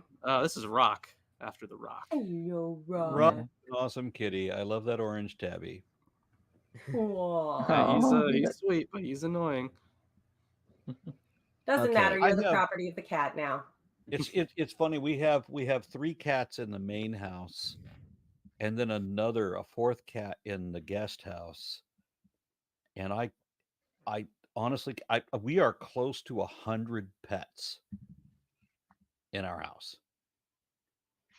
And it's funny how I still love all of them. And I'm admiring Lawrence's cat, who just bitch slapped him in the face a moment ago. Likes the beard. Look at that! Look at that cat love on him. Yeah, he does this. I can't wait to show everybody my 4th dog, who is currently in quarantine. Okay, cat. Listen, that's my hair. Wait, nobody's seen the 4th dog yet. We have an English bulldog that has currently a big cone, and he has only one eye. And his name is Odin. Of course. Yes. Right name. Correct If name. he's an English bulldog, he should be called Woden. Okay. But my wife is half Vietnamese and didn't know that when she named him. Anyway. Okay, I'll continue. Yes. Verse 21, which is 18 in the Hebrew Bible, you shall not covet your neighbor's wife, you shall not set your desire on your neighbor's house or land. Exodus 20:17, which is verse 14, reads... Hold on, I got to criticize the Bible authorship. Sure thing. It says, you shall not covet thy neighbor's wife, nor thy neighbor's ass, nor thy neighbor's wife's ass. They really should have phrased it that way. Sorry, go ahead. Blame English. So Exodus 20:17, which is verse 14 in the Hebrew Bible, reads, you shall not covet your neighbor's house, you shall not covet your neighbor's wife. The order is reversed, but while Exodus uses tachamod for both covets, Deuteronomy uses titaveh for the neighbor's house. The Samaritan text has titaveh for the wife and tachamod for the house. And Nelson comments, Deuteronomy's sequence of wife, quote unquote, first, and then house, quote unquote, repeats the previous sequence of adultery and theft. Some see this change from Exodus as evidence of an increased concern for women and their legal rights as members of the covenant community. Compare 21 verses 10 to 14, verse 10 to 14, 19, and 24:5. Even so, the formulation remains totally androcentric. The focus remains on the male neighbor's rights in regard to his wife. This shift in sequence does make the word house less clearly household than in the Exodus parallel. Deuteronomy adds field, perhaps seen as part of the natural word pair with house. Compare 2 Kings 8 verses 3 and 5. Lawrence, I was watching your cat play with you, and I watched the way that she batted you with her fingers widely spread. And I'm reading cat body language. That cat so fucking loves you. Yeah, I know. I've basically been the only person taking care of these cats. Yeah, it's endearing to see. Tomer, please continue. Okay. Verse 22, which is 19, and he added nothing more. The Hebrew is velo yasaf. As Lundbom, Weinfeld, and Tigay note, Yahweh gave only the Decalogue to the Horeb assembly, and the remainder of the law was given to Moses, who kept it until the end of the wanderings. The Targums read, and it did not cease, reading yasaf from the verb sof, to end or cease. Weinfeld writes that this is based on the rabbinic view that the Torah has eternal validity, as seen in Talmud Yerushalmi Megillah 7d. Rashi gives another explanation. He never again revealed himself, lo hosif, in such a public demonstration. Verse 24, aka 21 in the Hebrew Bible, his glory and his majesty.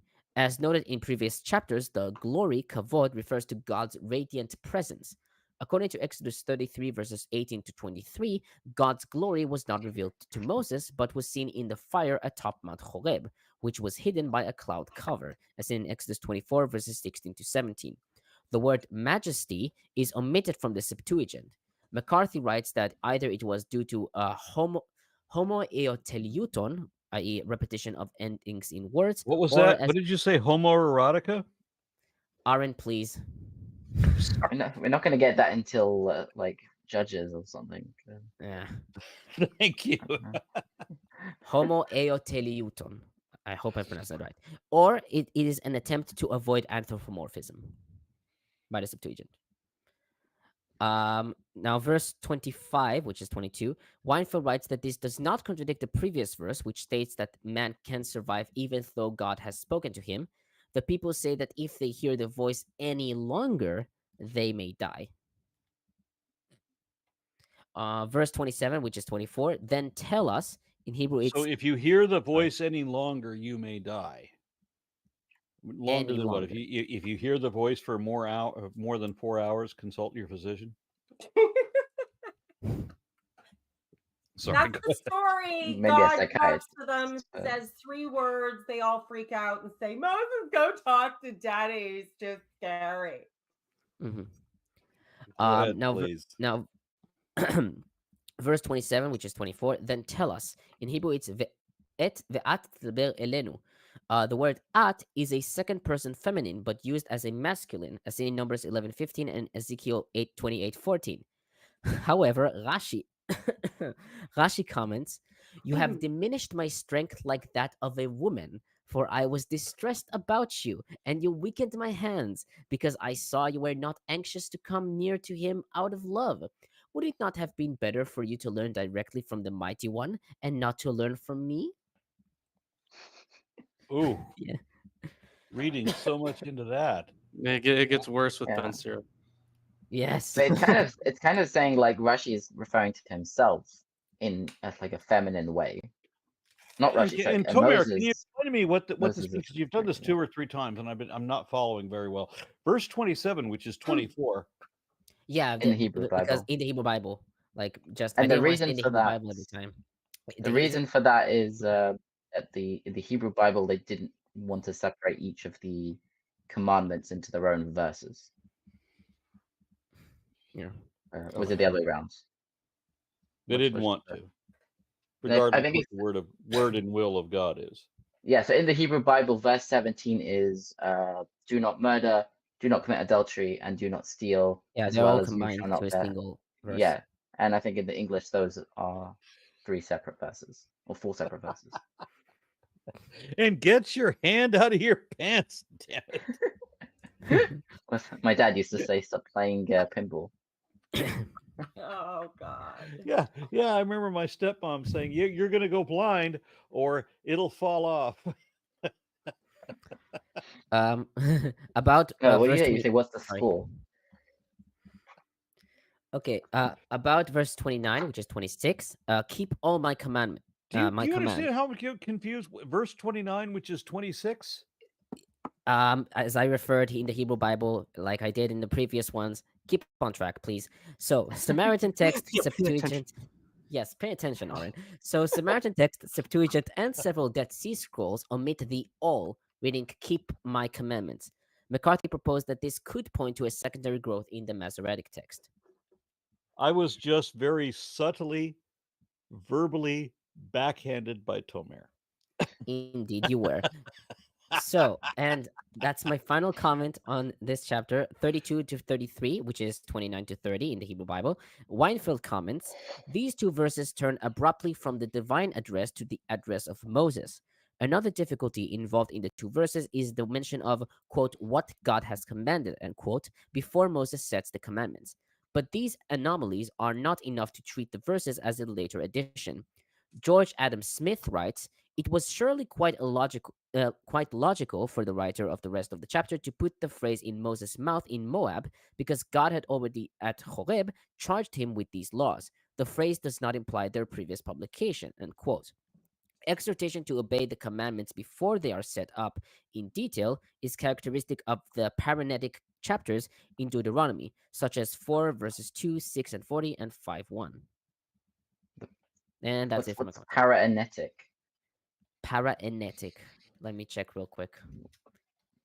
Paraenetic chapters, like nearby. Well, wait. That's British English actually. Paraenetic. Yeah. Or paranetical, of or related to moral and ethical instruction, or paraenesis. Paraenesis. Oh. Yeah. That's he used it, not me. Daily vocabulary with Tomer. Someone had a word a day calendar. Okay, yeah, I'm done with my commentary. Yeah. All right, and I've got some comments that I got to catch up on because we are over time. So William Harris says they talk about how God does these things. However, it is the people who are acting on God's will. But people decide that specifically those in power and example is the Crusaders. Did I read that right? Yeah, that's the one we read before. Yeah, that was the last one you did, I think. Okay. And then somebody using the name I say your name every night whenever these dogs start to play. But anyway, if a man got an erection when he looked at his neighbor's wife, he might be accused of coveting her. So wouldn't men be keen to have all women cover themselves head to toe? Yeah, I'm sure that had something to do with some cultural influences there. And then adds, more comfortable for the men than having to wind their loincloths extra tight when sexy Sarah lives next door. There was an interesting discussion wherein they discussed in the comments there, where they talked about the whether or not it would be feasible to tie little bells so everyone could hear them rising. Yeah, because there's men should wear certain types of clothing. We can't just get away with everything, because I mean, if you wear loose fitting gis and that sort of thing, as I remember I did when I was in my 20s, there's sometimes when you wake up in the morning and you stretch and everybody knows exactly what mood you're in. It shows. The clothing should be restrictive. Yeah, I'm William favorable Harris. to the. Whatever. I was gonna say the fundoshi plus. I was gonna say the fundoshi plus like a short kimono is probably the best pairing. I'm sure that's why men in Sharia countries very often wear clothing under the dish dash, because if you were nude under the dish dash, we would know exactly what you were thinking. William Harris says, Aaron, I would like to see a video discussing the Crusaders and how religion is responsible for some of the most disgusting and brutal wars in history. All were committed to God's will. Yeah, I'm not fully researched on that well enough to do a video on that. I haven't focused on that element of history, but I would be open to. Crusades are tough because this fucking cat, man, I swear I'm gonna throw you into the pits of hell. All right, so You have a handful of dogs interrupting every fucking interview. They don't jump on your computer. Oh, look at that. There goes the dog. The student learns from the teacher. Yeah, so for the Crusades, you're going to get into a lot of politics as well, because while it could be argued that like the first one was definitely religious, the other ones, maybe except for the third, were more political than anything, but that was like the introduction of like indulgences, basically, which is kind of interesting. You mean it's like a sequel? Gee, that sold really well. Let's do all of that again. Yeah, they'd had like what, 11 or something. Yeah, and then they you're gonna did lots get of Crusades, some of which almost didn't fail. Yeah, and then you're gonna get the religious. What about what's it called? The fallacy of saying what about this? Whatever about they're gonna say that Stalin and Mao it's just killed in the name of atheism. Oh, What aboutism? What aboutism? You had it. Yes, thank you. The next comment I've got to read is Brick Blueberry. Fucking love you, Aaron. You've literally done so much for me and my Norwegian friends, and we watch you grouped up together on Discord for every upload. Thank you very much, Brick. I'm sorry that it's on Discord. I don't know how, but a few days ago, I was scheduled to be on something on Discord, and I kept checking my email. I'm like, how did I agree to do a Discord thing? That's not something I would agree to, but I'm scheduled for it. I don't know how. Yeah, so I don't do Discord. One of these days. Orange has a hate on for Discord. Don't worry about it. Somehow or other, I was scheduled for Discord, and I'm like, I don't know how I agreed to this fucking thing, but I'll try to and then I couldn't, and it kept blocking me. And I'm like, you know what? I've only done like 5 or 6 different.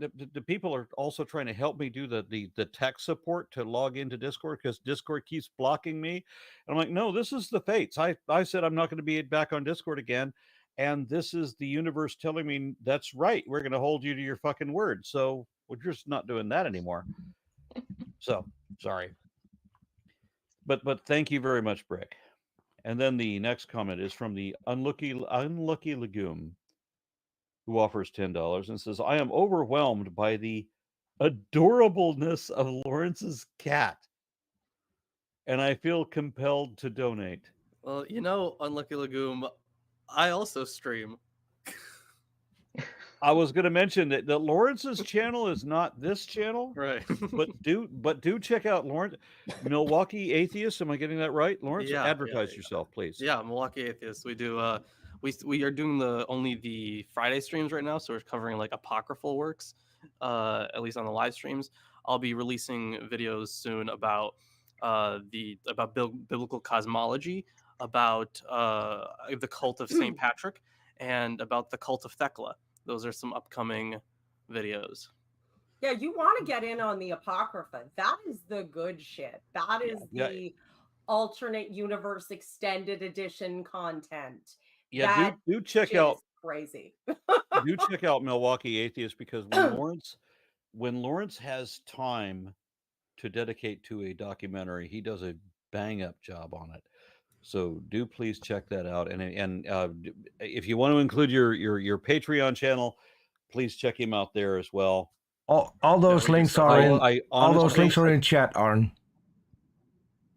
Thank you, Peter. Thank you. When I set this show up, my first criteria was that it all depends on Lawrence. And I remember that even before this show, it had been quite a while since we talked, and then you called me and asked me about this show, and we just caught up for a while, which was nice. So I'm very happy to be doing this, because the earlier episodes of Atheist Sunday School were shit. So it's a lot better for me to be doing it this way. All right. Well, thank you very much. Do show some love, financial love to Lawrence. All right. So, and then the next one, Brick Blooper again says, Aaron, would you cover that redeemed Zoomer guy anytime? I have no idea how that guy is growing so fast right now, but it's literally all bullshit pointed towards kids.